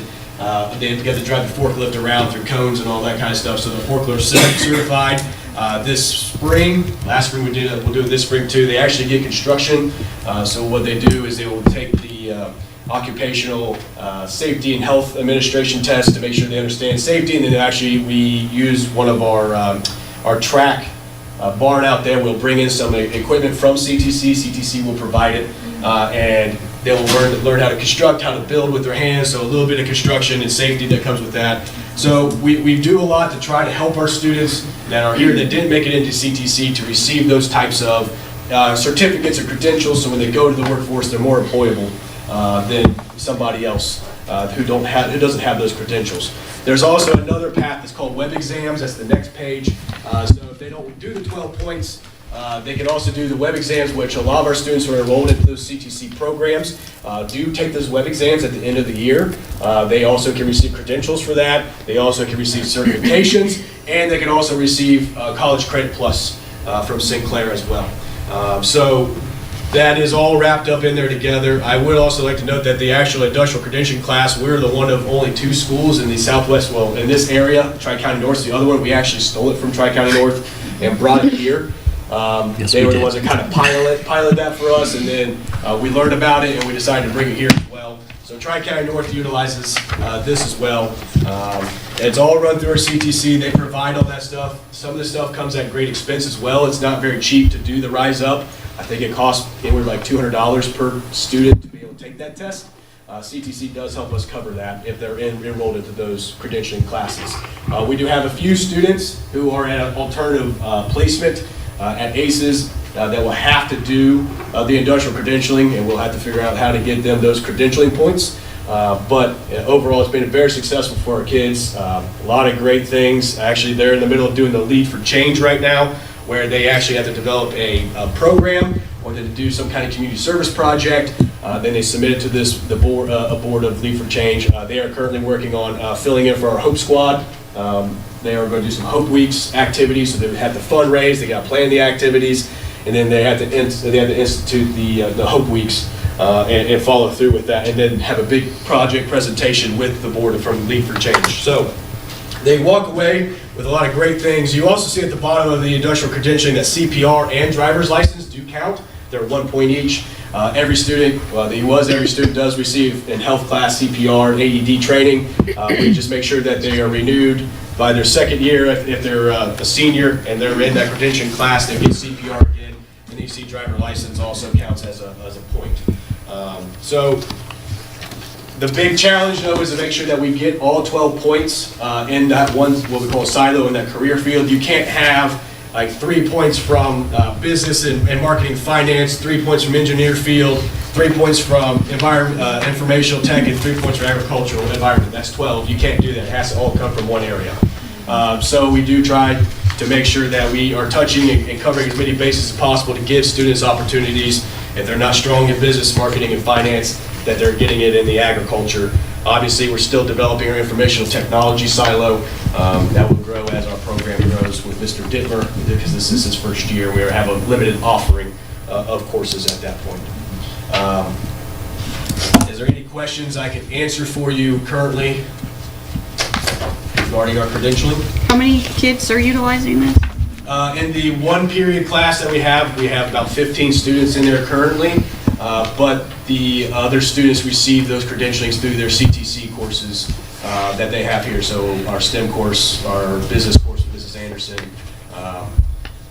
Ms. Kimball still has her agriculture classes. They receive credentialing in there as well, and as well as Mr. Dittmer's information technology. So, I mean, a lot of our students are in those classes for elective purposes, because they do have to receive electives to graduate, so a lot of our students are being exposed to these credentials throughout. Not all of them are getting the 12 because they don't need the 12, but we do ensure that we give them the opportunity to take those web exams and receive those credentials. Okay. Thank you. I think this is a softball, okay? So at one point we had talked about work study for the kids that were ready, maybe in the second semester. That's still on the table. Anybody on track to utilize flex credit to be able to do that. Actually, I had a conversation with a student today who wants to have another early release, an extra early, because they have a job at a body shop in Sydney, and they're interested in doing that. So we actually are going to sit down with them in December and create a flex credit plan, which is approved by the state of Ohio, that they can go out. We'll have like a demonstration mastery, so they'll give me a presentation or they'll turn in timesheets and stuff like that, and we can give them credit for going out and working in the work field. So that's something that's the next step for us. We're progressing towards that. I want to utilize flex credit more for our students to be able, especially our juniors and seniors that have the ability to drive and they're on track to graduate, to get them the opportunity to go out there in the workforce, get an early start in their career, and give them some credit for that. So that's the next progressive step for us. Hope the tests run down a little bit for the few students this second semester. Good? Yep. Questions? Mr. Watson, that was fantastic. Can I ask a question from like a parent side? If the student is on the pathway, do the parents know about it? What, can you explain what, like the credentialing pathway? Yeah, like, I mean, because my kids, I have a freshman and a sophomore, and they're in ag class or FFA class or whatever, and I'm not even sure how they got in there. I mean, I guess they're just using it as an elective, but if my kid was, per se, on the pathway, do you notify the parents that they're on the pathway? So students who, if students are, do not meet the the testing scores, we talk to the parents saying, hey, this is what's going to happen. This is what we have to do to try to get your student to graduate on time. So So your oldest, I'm just speaking for your oldest, he's a sophomore Right. now, so we Yeah. will find out English 2 Okay. in the spring. Gotcha. But if he's at CTC, they have the same thing, so they'll get credentials. So even if he doesn't pass the English 2, I'm not saying he Okay. will, I don't mean, he still will get that credential at CTC. Gotcha. Okay. But they do have to try to take it twice. Okay. So usually we don't find that out until late junior year, Okay. senior year, if they need to be on that path. Gotcha, but the parents are like included in knowing. Yes, that. we let them know, like, hey, your student's gonna need this, this is what we're gonna offer to get them Okay. on that track. Gotcha. Yes. Okay, yeah, because that's helpful as a parent. Honestly, we missed out on this pilot Sure. program, so I definitely want to make sure that I'm not missing something that I shouldn't be missing, right? Absolutely. You know what I mean? So, and obviously, my 2 older ones are obviously my older kids, so I'm like, baptism by fire, and then by the my third kid, then I'll know what I'm doing, right? Absolutely. When he gets in high school, but I'm just kind of like being baptized by fire right now. Sure. Trying to figure it all out, Yeah, so. yeah, Okay. so if a student because we do retesting the junior year, the December of the junior year, Okay. then we get the results back in January. We'll know if the student is on track or not, and Okay. then we will go Gotcha. from there. But if Okay. if they're on track and they got the test scores, we typically don't inform like, hey, Okay. this is what they're getting in the ag class. Okay. It is in our program studies, Okay. but we don't typically advertise like, hey, they got 5 credential points Right, for a okay. class. So right now, just likely my kids are in it for elective purposes Correct, only yes, right now? yes. Okay, gotcha, thank you. Yep. But they could keep going. Yeah, they can keep going if they want. If they want to. So Absolutely. There's no choices to make, and a student could fill his or her schedule with agricultural courses throughout the entirety of Correct. the high school experience. Yep. We have, I think at this time, 4 to 5 ag culture classes, so they can take 1 per year. I think there is one that's like a combination, it's more of an independent study. Just like STEM, I believe we have 4 courses as well. Business, we have 4 courses as well, and eventually we'll get to the point where our information technology has 4 courses, so they can take 1 every single year and build upon that. So what if the kid gets into they go into a silo or whatever, and because they think they're gonna like it, right? Like they're in ag or whatever, Yeah. and then they end up like hating that class, first I'm sorry to Get over to interrupt, but we do have a lot of meeting to go since Sure. Dr. Weldy, I know he's not on site here, Absolutely. but since he is here, I think that might be best. Okay, Absolutely. I'll touch base with you. No problem. Thank you. Thank you, guys. Same deal for Mr. Watson. We're going to let him stay as long as he'd like, or he can walk right out the door. I can use the restroom. All right.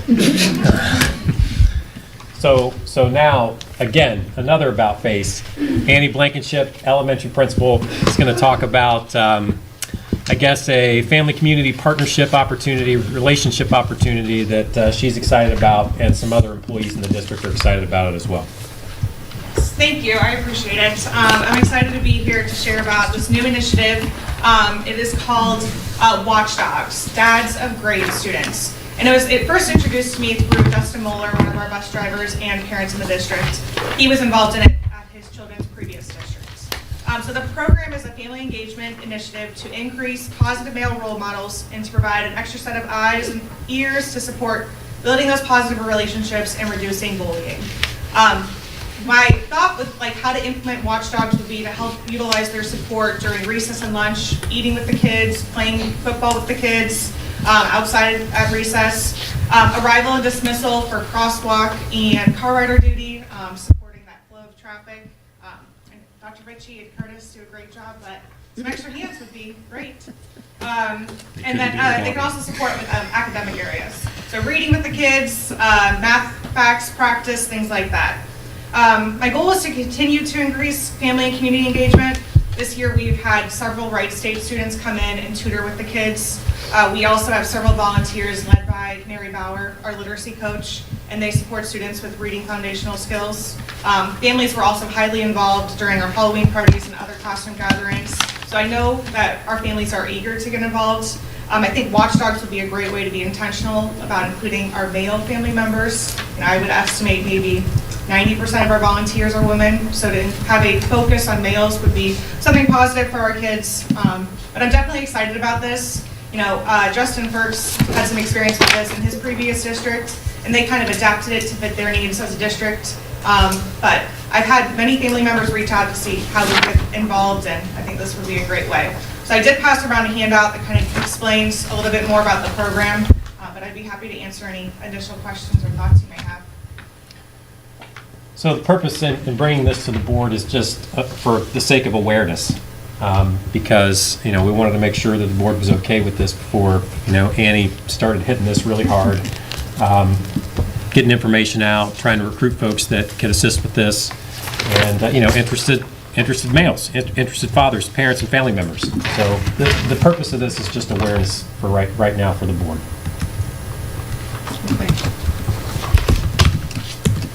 Are the watchdogs males, I mean, do they have to have a relationship with a kid in the district, or is it just any male within a community that would be interested? So it's mostly dads, uncles, grandpas, so it's people that have a relation with a student in the building, but that doesn't mean that we can't open it up to community members. I'm sure they'd have a background check, absolutely. Yes, the program, they go through a whole training process. There's a startup part of it where there's official training, background checks are done, they get official gear that says they're a watchdog. So definitely, every box is checked.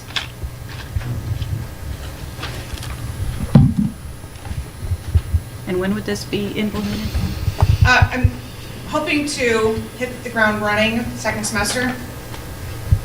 So start to recruit in the next couple of weeks before Christmas break. And then see, I already have a few parents that are interested, just from word of mouth. Here comes another softball, okay? So we had a really great response from the grandparent event. So we were thinking about maybe doing something else around Christmas. Yes.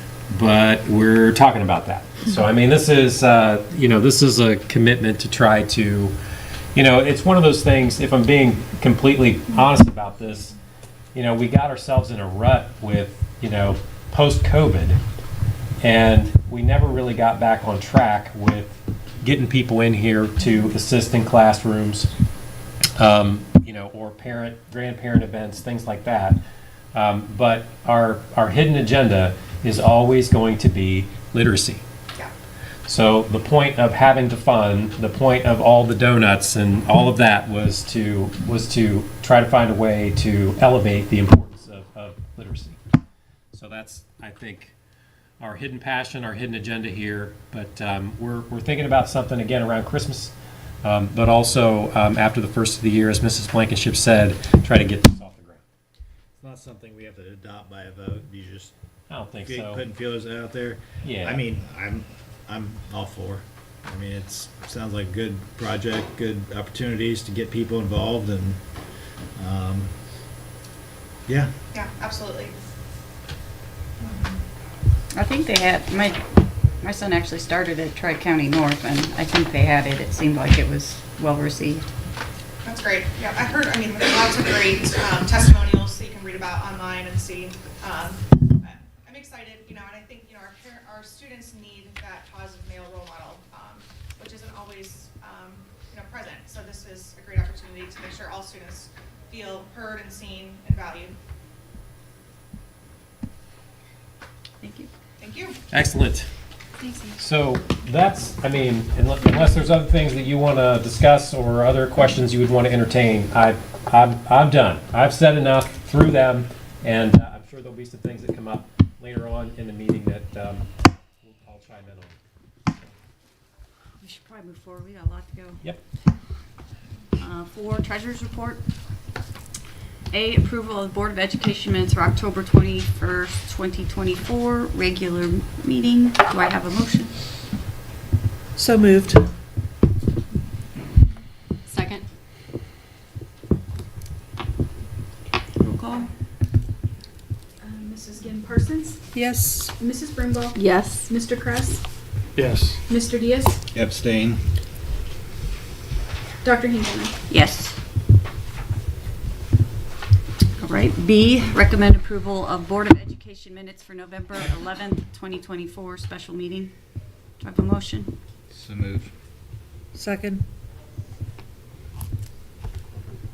Mr. Diaz? Yes. Mrs. Ginn Parsons? Yes. Mrs. Brumbaugh? Yes. Mr. Kress? Yes. Dr. Hinkleman? Yes.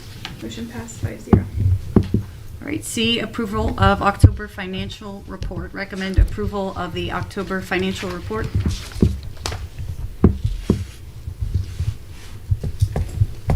So moved. Second.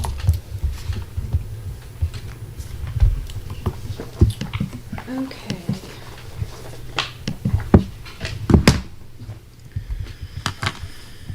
I always pull this up and I forget to keep going through it, so if there's still information you want to see, just let me know. Okay, so first let's go over the October financial information. As I was going through this, I was looking at some of the budget information that I had from the previous month, and I noticed a small error on the first report that I would present. So good news is I presented the actual numbers. This report was just slightly off, so it's just worth mentioning. So as you can see in the general fund, it was a little less than $100,000, less than what we had expected. The general fund revenue there under the October column came in a little bit under, and expenses were just a couple $1,000s higher. So we can go ahead and go through the variances there. Go ahead and let's go right over to the notes. So the income tax that the collection that came in October, at this point was just under $11,000, less than what we had forecasted. And while it was higher than what was received in 2023, we still had to make a little bit of an adjustment. Some of the state revenue had come in a little bit higher, but it was immaterial to the conversation. So the actual revenues as of October 31st were $64,000, or approximately 1.03% lower than budgeted. We'll be going over the 5-year forecast update. So these numbers are coming back from the May 2024 forecast. So there'll be some updates to the budgets that are coming. Line 3.01, personnel services were about 1.96 higher than budgeted. So we'll make an adjustment to the November forecast, and I'll continue to dig in to where the slight variance is at. Worth noting on the line 3.02, which is the retirement and insurance benefits, are about $47,000 lower than budgeted in the forecast, or about 3.72%. Open enrollment that we just finished up for coverage effective January 1st of 2025. There was no significant changes, no large enrollments, not a lot of people coming off the plan. So this line should remain pretty steady as long as there isn't any significant changes in staffing. Supplies and materials, as I stated before, they are still a little bit, it is still coming in lower than budgeted, but I do anticipate these supplies and materials will still be needed just throughout the course of the year.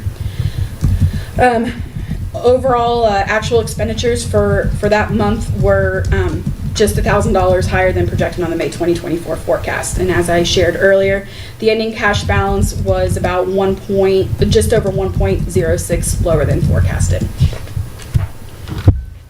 The next couple reports are the cash summary reports, noting the general fund with a fund balance of $6.139 million, which now matches up with what is on the first report that was presented.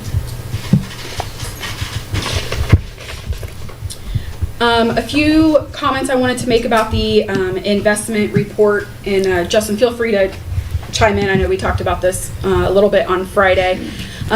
So at the top of that page, you can kind of see all the accounts where we have cash lying, and then the bonds, the CDs and government bonds. You have almost $2.8 million tied up in those bonds. But what I wanted to point out is those last 3 lines, or the last 5 lines, but 4 of them have balances. That cash is sitting in the Bank of New York, and then our Huntington bond accounts to pay the bonds for the district. Noting the very last account that has over $1 million balance per the terms of the bonds, we have to keep a reserve of about $1.04 million in that account. So that's why that account still stays pretty high. The other account, why there's always so much money into the STAR account, that is usually yielding the highest at this point. It fluctuates with the market, but tends to be higher than any of the other accounts that we hold funds in. And traditionally, school districts will keep the money in STAR. That is specific to government agencies in Ohio. Going down under the CDs and government bonds, you can see at the very bottom that $4.21 Right now, analysts are watching the market to see when the recession is going to happen. Currently, short-term investments are yielding higher maturities right now. So we've kind of been investing more short-term, and it has benefited us. We will have to watch once the market turns to see where we want to pull some of the funds and reinvest them at higher maturity percentages. So as you can see over time, the green line is those multi-bank securities, those bonds that we just talked about. You can see obviously where COVID was, and also with STAR, you can see where COVID was, where it was almost down towards between 0 and 1% of interest, and multi-bank was faring a little bit better during COVID, so that's where some of those investments were. Now we're up over the 5% for Star Ohio, but again, we need to keep track of, watch what the market is going to do. And I'll go over a little bit more of that in the 5-year forecast. The lunchroom receipts revenues were slightly higher than expenditures, which is pretty typical about this time. And then, of course, the disbursement summary of all the checks that were issued during October. Does the board have any questions? Okay. Roll call. Mr. Diaz? Yes. Mr. Kress? Yes. Mrs. Gim Parsons? Yes. Mrs. Broomball? Yes. Dr. Hinkleman? Yes. Motion passed 5-0. D, 5-year forecast, recommend approval of the fiscal year 2025-2029 5-year forecast and assumptions as required by ORC 5705.391.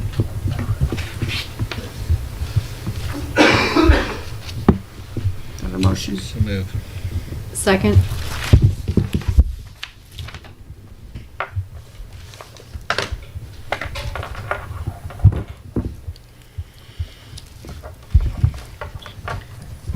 Just one real quick comment on the PowerPoint presentation. What I had uploaded, the PowerPoint presentation is full of lots of formulas. And what I uploaded on Friday, something went awry on slide 8. So if you printed it off on Friday, there's a whole bunch of gibberish on there. So if you need a copy of what that slide 8 should look like, please let me know.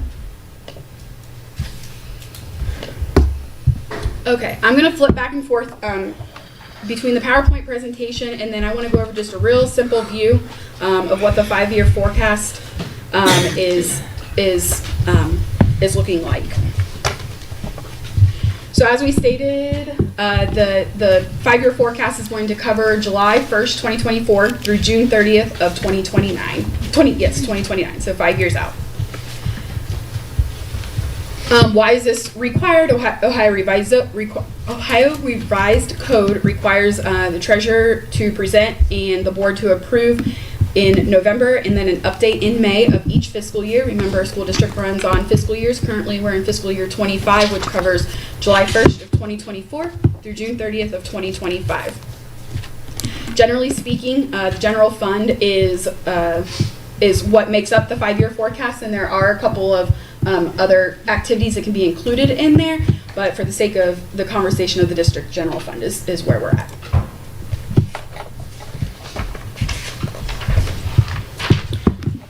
So what does the 5-year forecast provide? It's a method of engaging the board and basically making sure you guys are paying attention to the financials, which we've had to do a lot over the last year since I have been here. It provides that the funds are there to pay for the obligations that we have made. And then at the bottom to provide a method for the Department of Education and auditor to identify what districts may have some potential problems looming.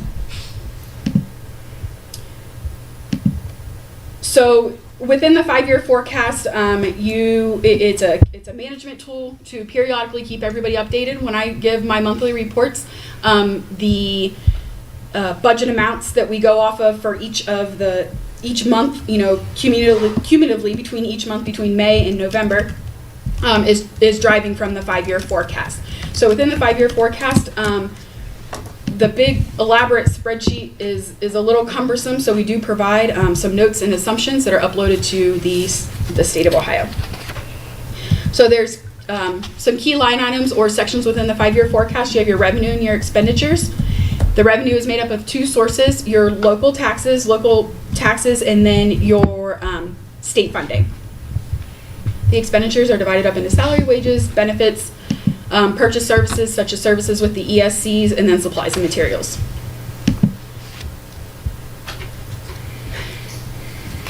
I think I'm going to kick over to this easy real quick.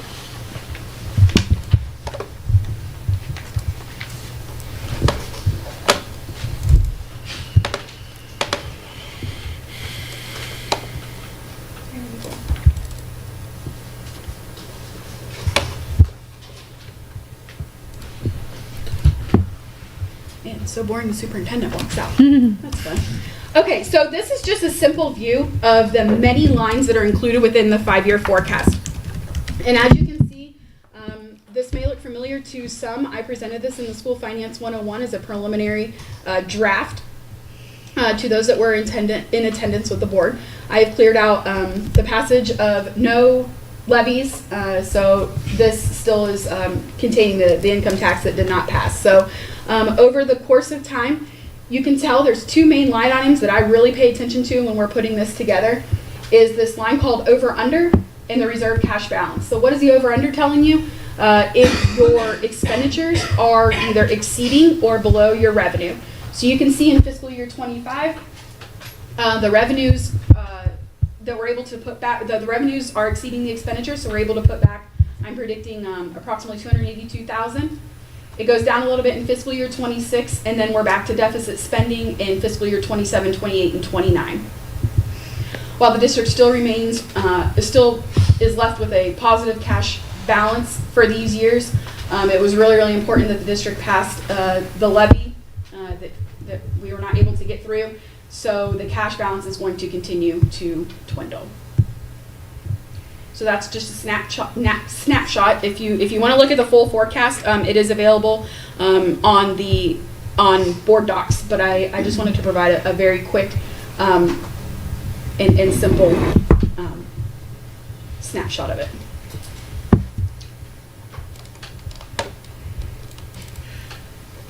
Okay, so where are these numbers coming from?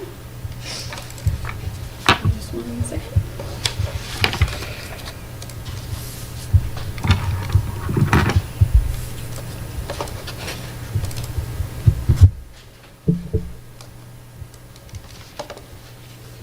The beauty of dual monitors.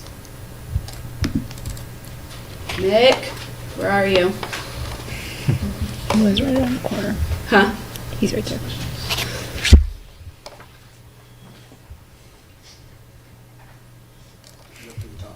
It's not gonna fit.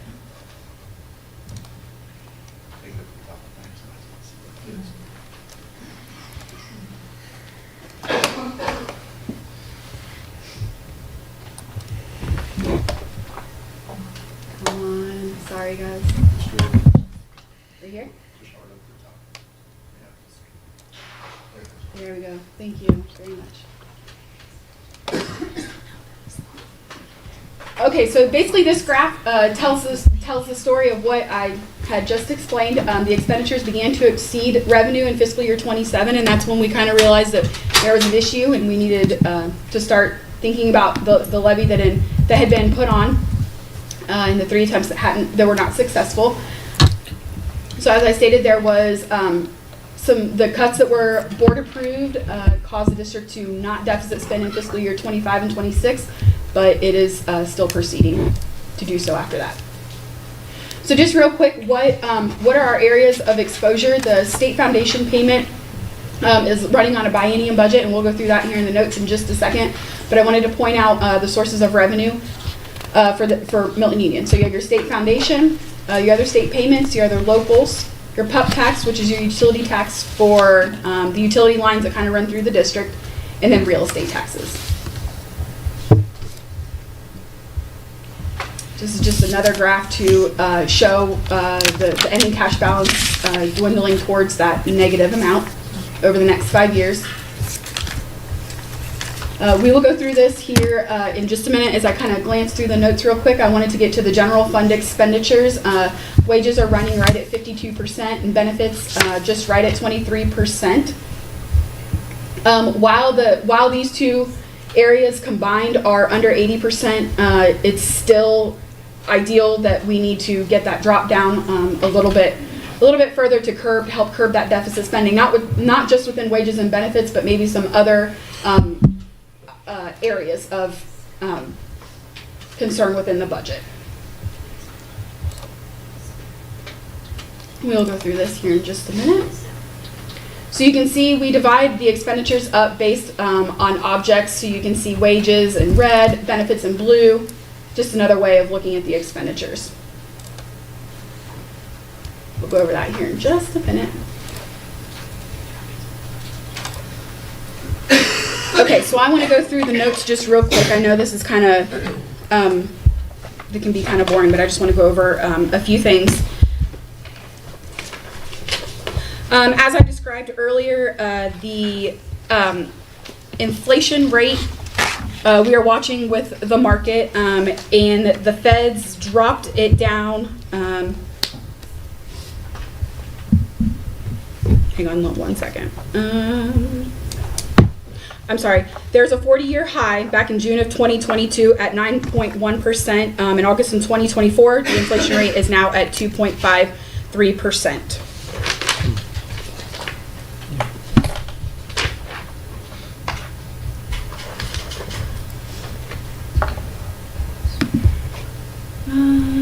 I want to talk a little bit about House Bill 33, which is the Fair School Funding Plan, which is where all the state foundation payments come through.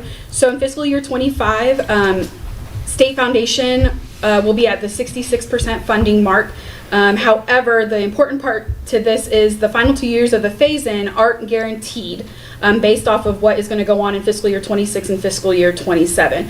Why is that important for the district? Because as I stated earlier, the amount that the district receives from the state is at risk in this, which provides future uncertainties. What year is it uncertain? 26, 27? 26 and 27. Mm-hmm.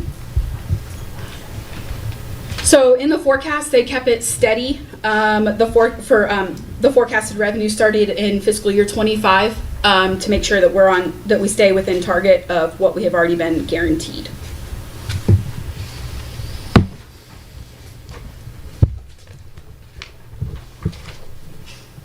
Has there been any discussion in the legislature as far as what we could anticipate in 26, 27? So we were at our legislative meeting, and I have not heard any further updates on it. They were told to hold stagnant of what the current expenses are, all areas of government across Ohio. So not just schools, but your, what was the one example that Huffman used? Was it Medicare? I think is funding of Medicare. They were told to hold everything steady. Like there were no changes, no fluctuations. But in the conversation that we had, Senator Huffman had said that there was already a 6.2% increase that they were going to need. So where are they going to take it from? One pot of money, take it from schools and put it into that? That's uncertain. We haven't heard any updates on that. So is your five-year forecast based upon that stagnant period? Yes. Okay. Yes. Yep.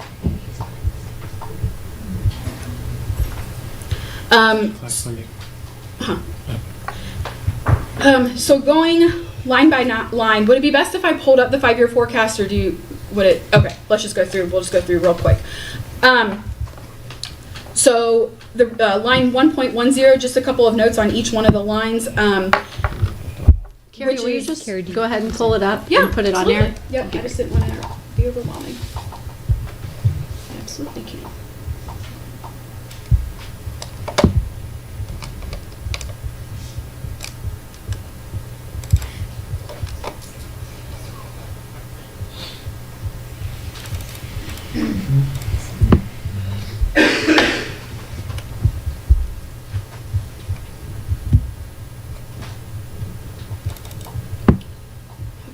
see everything? Okay, so here's the lines over here that I'm going to be referencing. You can see right here, here's the forecasted amount for the 5 years that we're going over. Okay.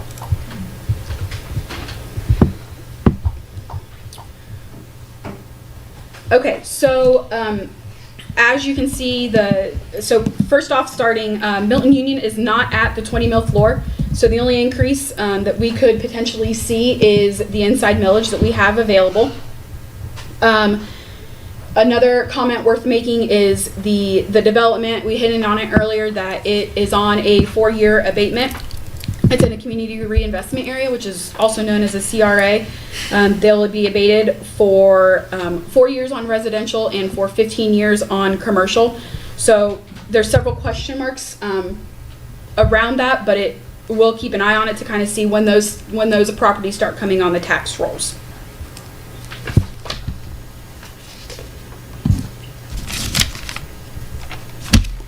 Okay, still keeping with that area, the 5-year forecast, the revenues.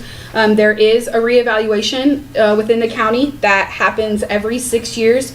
So tax year 25, which will be payable in calendar year 26. Jess, I did check with the county auditor, and those are available to view each year on January 1st of 20, whatever year you're looking at. Mm-hmm. So those reappraisals should be available for viewing 1/1 of 26. So that's worth noting. Again, we're on the 20 mil floor, so the levies that we have in place, aside from the inside millage, there won't be any changes in the revenue stream that is coming in for those, unless the abatements start coming on.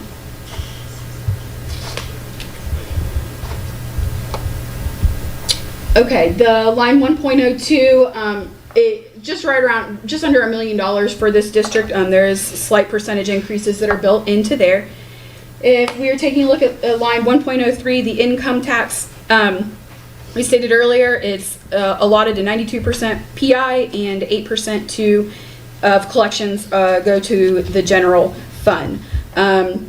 We're predicting that the tax amounts are starting to level off from the pandemic, and we will assume a growth rate of 1% for fiscal year 25 through fiscal year 29.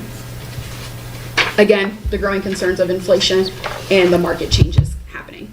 Can I ask a question real quick? So is that the 8% or the 8% of the 1.25%? Part of it. Mm-hmm. 1.03. Mm-hmm. Right? Okay. Yes. Yep. That goes into the general fund from that.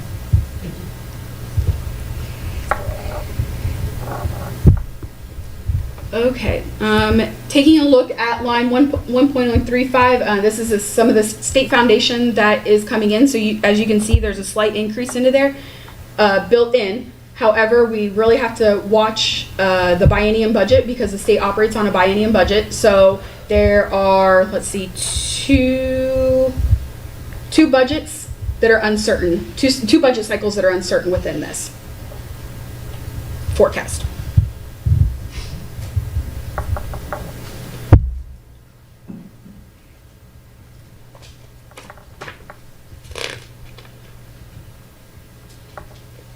Okay, restricted state grants.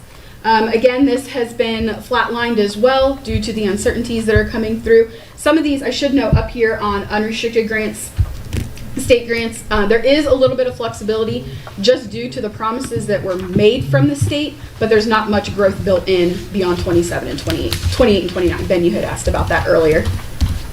But there is growth built in? A little bit, not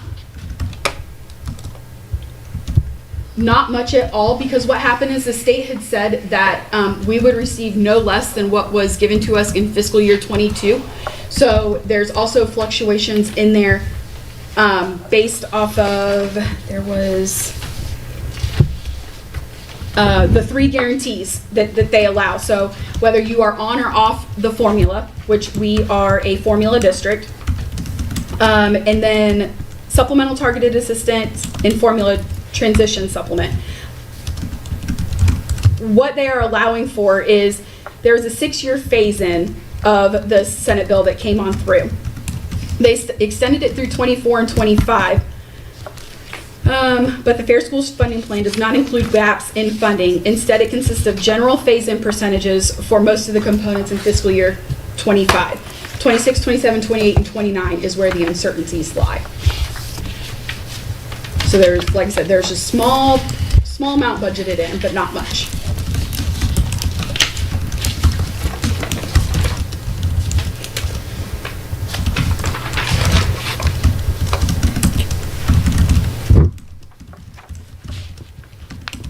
The other revenues, so the state share of local property taxes, I'm sorry, I jumped around a little bit, on the 1.05. So that's the amount that the state will pick up for any homestead or rollback exemptions that are provided to property owners.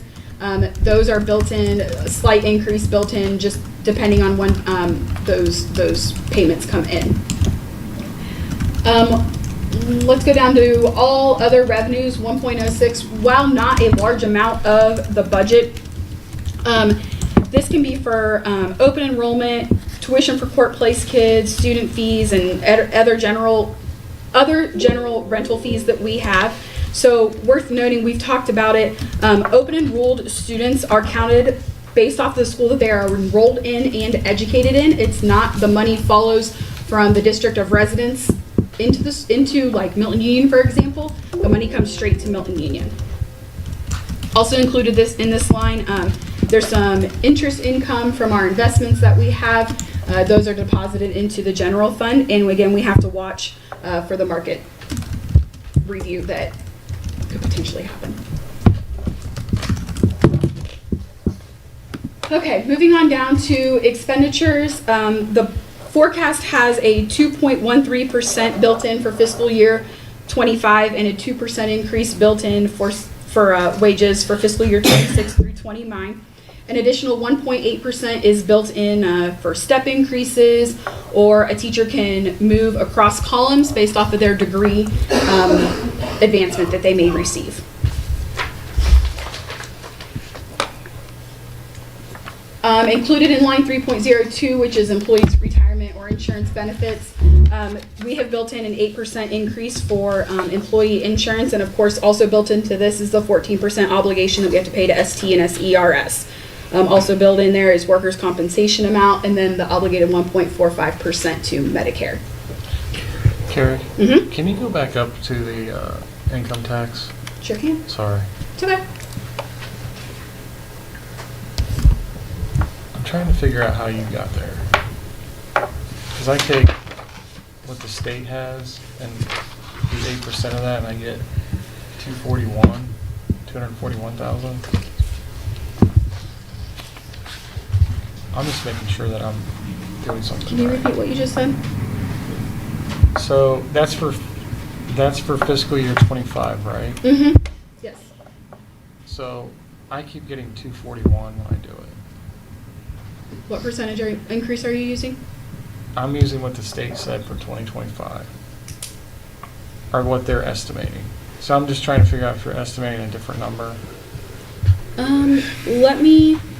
Just let me know. Yeah, I'll look into. Let me look into, because there's a whole another tab on this, and I just wanted to say something so I don't forget. Yeah, that's fine.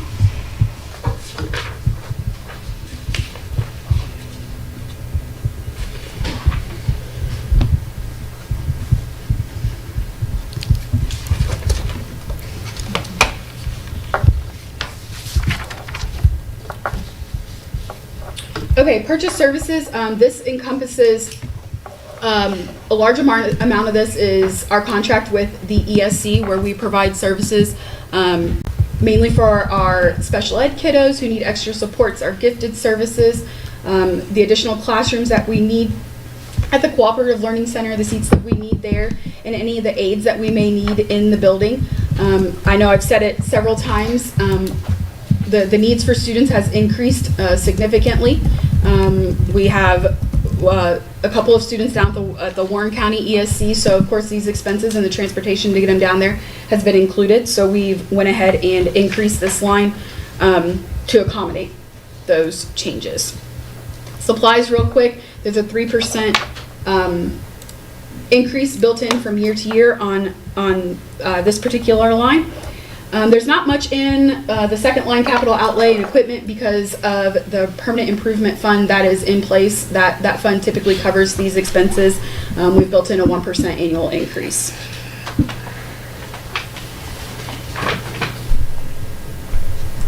Other objects, line 4.30, this may include auditor fees, treasurer's fees, any professional organizations that we're required to belong to.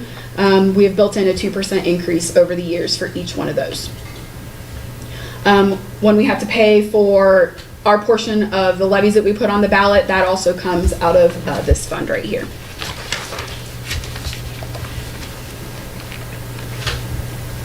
Some of these transfers that you see, just real quick notes, support for Fund 035, which is what we use to pay for severance payments for those that have retired, or any other payments we have to that are obligated to pay per the contract should someone leave the district.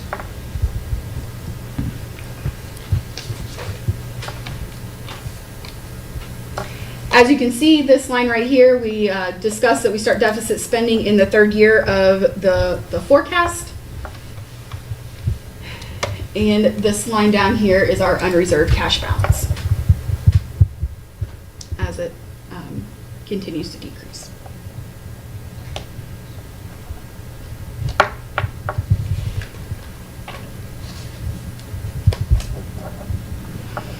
Any questions?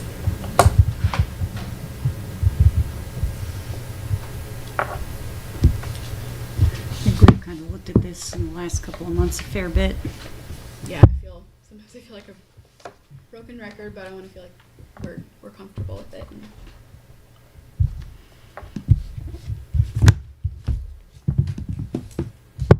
only have one question.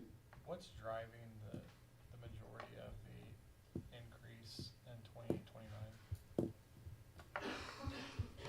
As far as expenditures? Yeah, it just seems like, I thought when I was looking at it, it kind of takes off. Is that just the assumed 3%? I think it's a combination What of. are we putting in healthcare? Healthcare is 8%. Yeah, I think I just read that Ohio's expecting 9. Overall. Is that what I read today? Yeah. Public firms as well. Yes, it's 9% for public. Yeah, thank goodness we were in with the EPC because that helps. It'll still be 9. I think it'll. A couple years ago, we saw what a 23 to 26% increase in our health insurance costs. So we'll see. People have started to go back to the doctors from COVID, and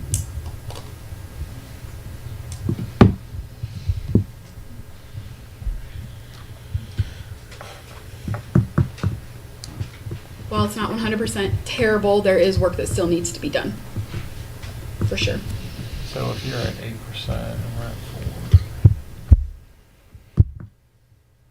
There's going to be a weighted average in there because some of it is. Well, there's $250,000 to $300,000 of increase just annually on health insurance.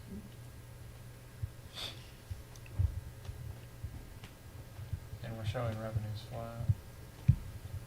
Close. Mm-hmm. And tax revenues.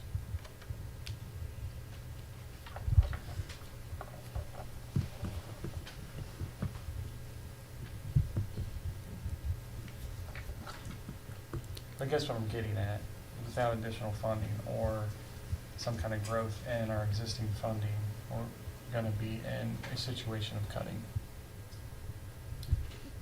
Unfortunately, the district hasn't seen a significant. Just because of increases that are already being baked in on us.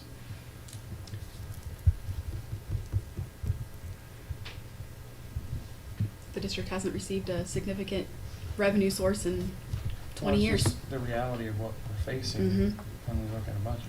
I hate to keep blaming COVID, but I truly believe it helped expedite it. I mean, holding the line on spending is not enough because you're being ratcheted up everywhere else. Mm-hmm.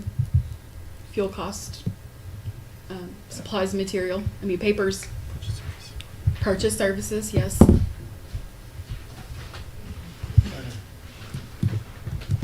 To me, it looks like we need to decrease expenditures another 400 to 600, looking at the way it goes at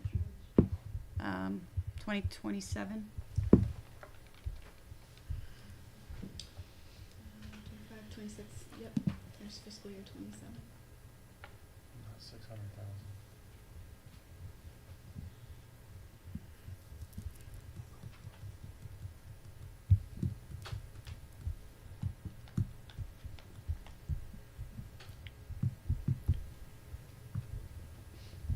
Right. Roll call. Good. Excuse me. Mr. Diaz, Yes. Mrs. Brindle, Yes. Mr. Kress, Yes. Mrs. Gim Parsons, Yes. Dr. Hinkleman. Yes. Motion passed 5-0. 5 other special reports, A, MUEA. B, OAPSE. No OPC rep here this evening. 6, agenda confirmation. Are there any additions or deletions? Yes, there is a quick change that was done to the consent calendar. The supplemental grid read 23 and 24 school year. That should have been 24, 25 school year.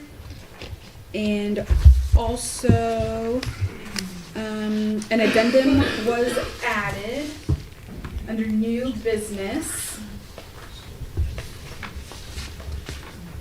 Would have helped if I printed off the most up-to-date agenda. It was added under new business, the addendum to the Miami County ESC contract. I'm sorry, not an addendum to the contract. It's an addendum to the agenda.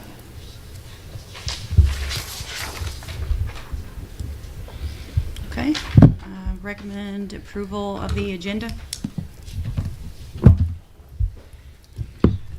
So moved. Second.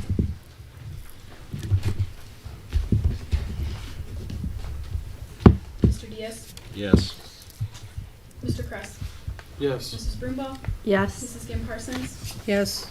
Dr. Hinkleman. Yes. 7, old business. Do we have any? No. Okay. 8, new business. Appropriations amendment. Recommend approval of increases and decreases in total appropriations for fiscal year 2025 as presented.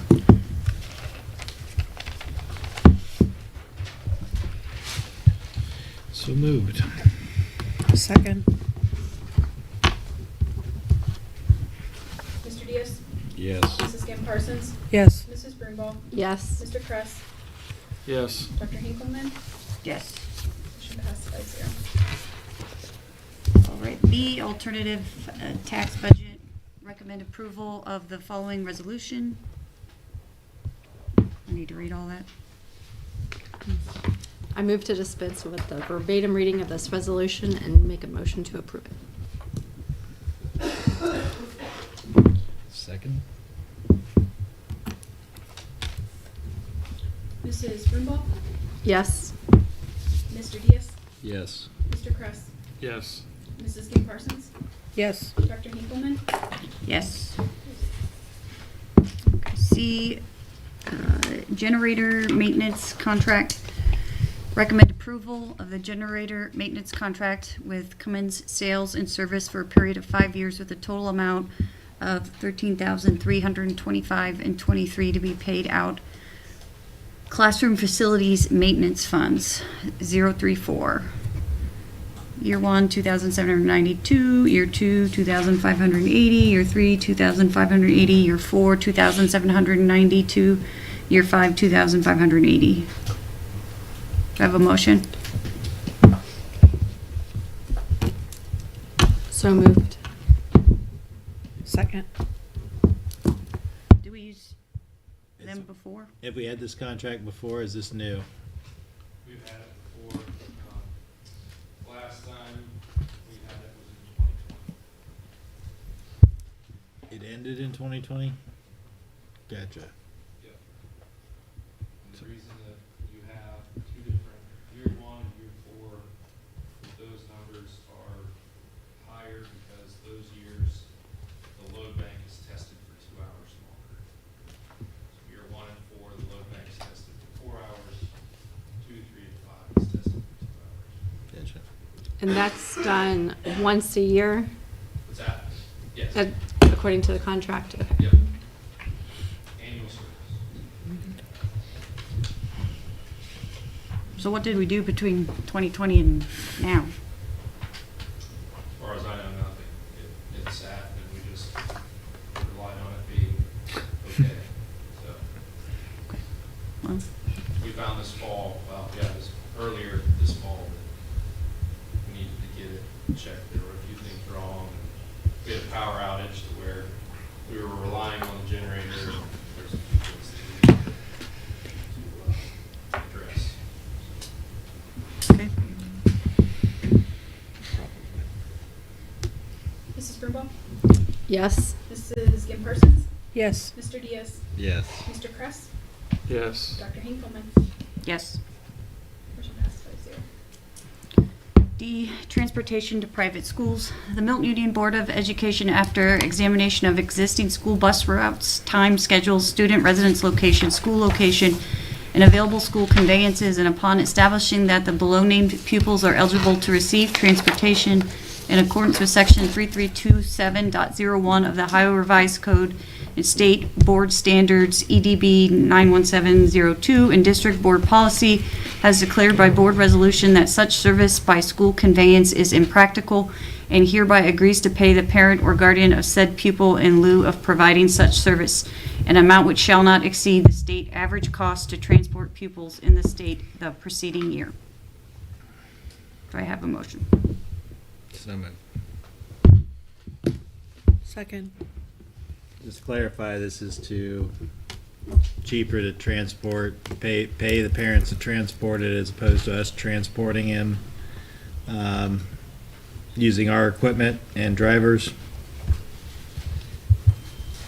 Correct. Correct. Yes, I Correct. just wanted to make sure that. Yes. That's correct. Okay. Mr. Diaz? Yes. Mrs. Kim Parsons? Yes. Mrs. Brumbaugh? Yes. Mr. Kress? Yes. Dr. Hinkleman? Yes. Motion passes 5-0. E, Miami County ESC contract, recommend approval of the contract between the Milton-Union Exempted Village School District and the Miami County Educational Service Center beginning July 1st, 2024 and ending June 30th, 2025. Services will be provided and billed for the 2024-25 school year. Do I have a motion? So moved. Second.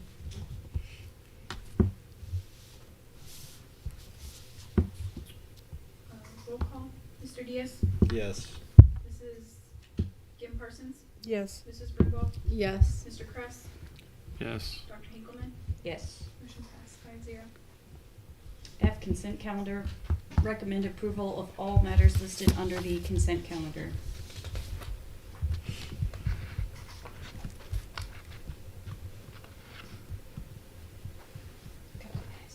Move to approve the consent calendar. Second.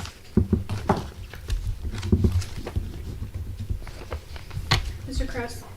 Yes. I'm sorry, should have been Mrs. Kim Parsons. Yes. Mr. Kress? Yes. Mr. Diaz? Yes. Mrs. Brumbaugh? Yes. Dr. Hinkleman? Yes. Motion passed 5-0. 9, other authorizations and resolutions. A, recommend approval for the Milton-Union FFA to attend the Connect/IM Ohio FFA Leadership Conference in Columbus, Ohio, January 18th to January 19th of 2025. So moved.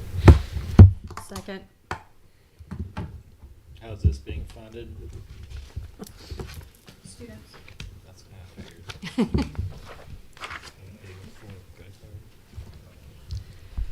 Mr. Diaz? Yes. Mrs. Brumbaugh? Yes. Mr. Kress? Yes. Mrs. Kim Parsons? Yes. Dr. Hinkleman? Yes. 10, board reports, legislative and student achievement, I have nothing. B, policy update. Just, I'm sorry, just still waiting on a Neola. confirmed date with Norm for Can a you ball update. schedule me, try to see if I'm available? Sure.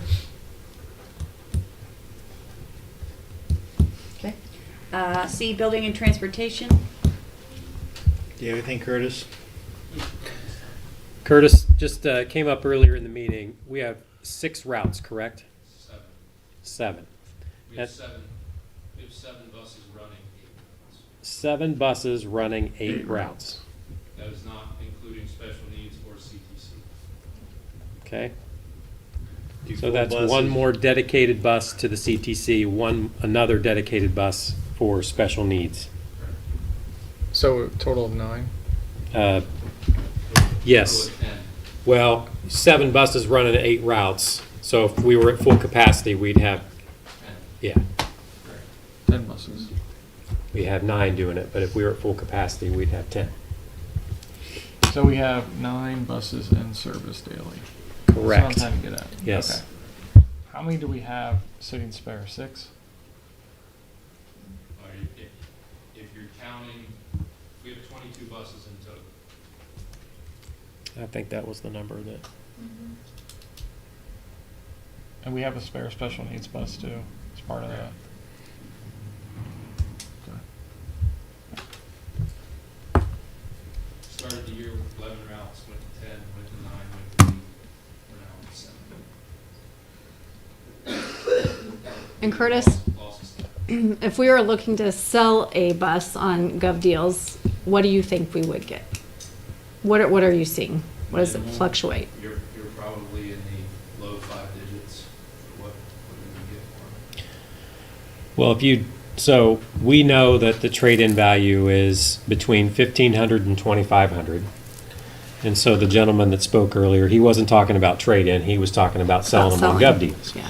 And if we just take his word for it, then that's $3,000 to $4,000. We'd have to check on that, but $3,000 to $4,000. So depending on the circumstance, somewhere between $1,500 and $4,000 times however many buses, I mean maybe 60 grand at best. Can we pay our teachers with the money we sell for that? Does that have to go back into PI? I'd have to look back and see where those buses, which ones we would trade in, depending on the year we bought them. Would also depend on if it came out of PI or not. Okay. They So don't if it's- always come out of PI? It just depends on how old, I don't know how old the buses are. So like if PI started in 2009 and it was in that cycle and the bus was paid for out of PI, the revenue would have to go back into PI. Oh, so there was a time when maybe the district was buying buses out of The general fund? Yeah, the general Oh, fund. absolutely. But Okay. there was no PI. Okay. Oh. I'm sure there was.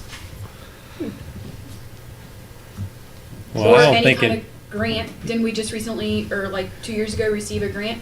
so what if we did sell a bus that was grant funded? Would be a great question. I'd have to ask an auditor. Okay. Typically, when we buy a new bus, we trade a bus in, and we use that traded value towards the purchase of the bus. Right. And so it just offsets whatever that cost is. So it reduces that price, but we do purchase out of the PI fund. It doesn't sound like it would fully fund a teacher.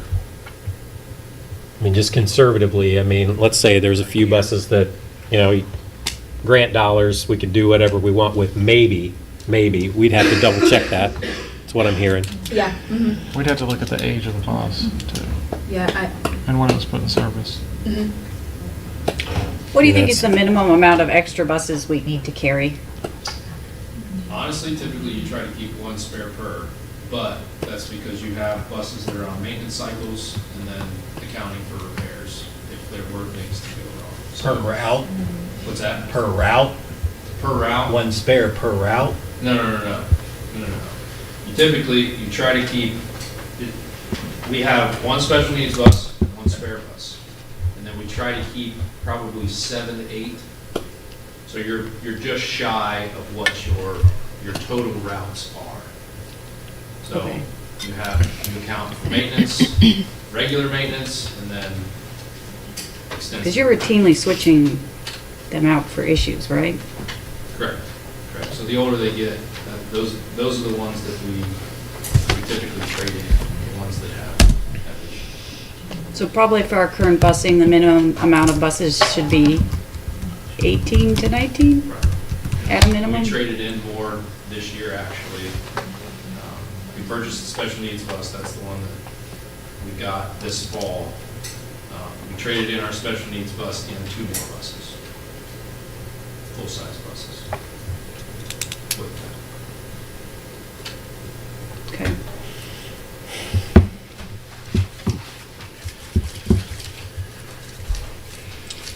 Curtis, did we ever get what we're gonna do with salt figured out since the village is no Yes. longer doing We're that? getting it from a third-party vendor. Okay.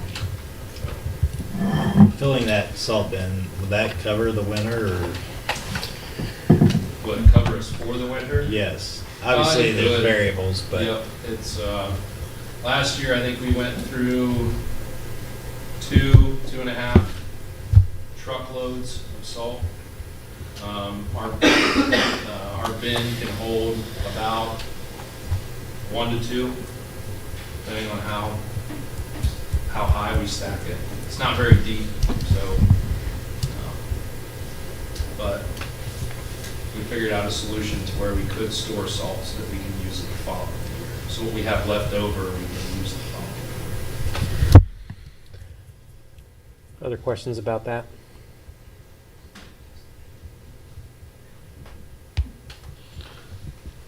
Guess not. Okay. Yeah, we are gonna, rent a lift to get the, or maybe that's already been done, the flags off the top of the goalpost? We are gonna run away. We're gonna dual purpose it, to remove some banners and such at Memorial Stadium and then change a few lights here in the parking lot. Our electrician will use the lift to, change out some lights to conventional LEDs. Upgrade. So trying to match that up when we'd have the expense anyway. Correct. When, in the past, we'd, with maybe the village is putting up decorations downtown, we piggyback on that? Yeah, or we would just, we'd call and say, hey, can you give us a day where we can borrow you for 45 minutes to come over and take banner down and take flags down? So, Okay. So that's what we did previously? that is what we did previously. We would communicate with them, they'd send somebody over with the JLG, and then they both would work to take things down. One would drive, one would remove, and So we identified a solution. Okay. And then I think the issue with the salt was space to be able to park a vehicle of some sort. I think maybe, because they do the Friday large pickups, and then one of the trash garbage trucks, I don't know which, but I think they're gonna park something there. one of those vehicles will be parked in that spare storage space. So apparently that's, I don't know, 3 truckloads of salt's worth of space. Yeah. I don't really know what have you had eyes on it before? Okay. Did we get the salt? Yes. Maybe I'm blind. Where is the salt bin? Oh, it's, Maybe I didn't see it. between the visitors locker room and the maintenance / bus barn. Oh, so it's over there. Yep. Now I know why I didn't see it. It's hidden. back in the Yeah. I wasn't looking at it. It's good it's hidden.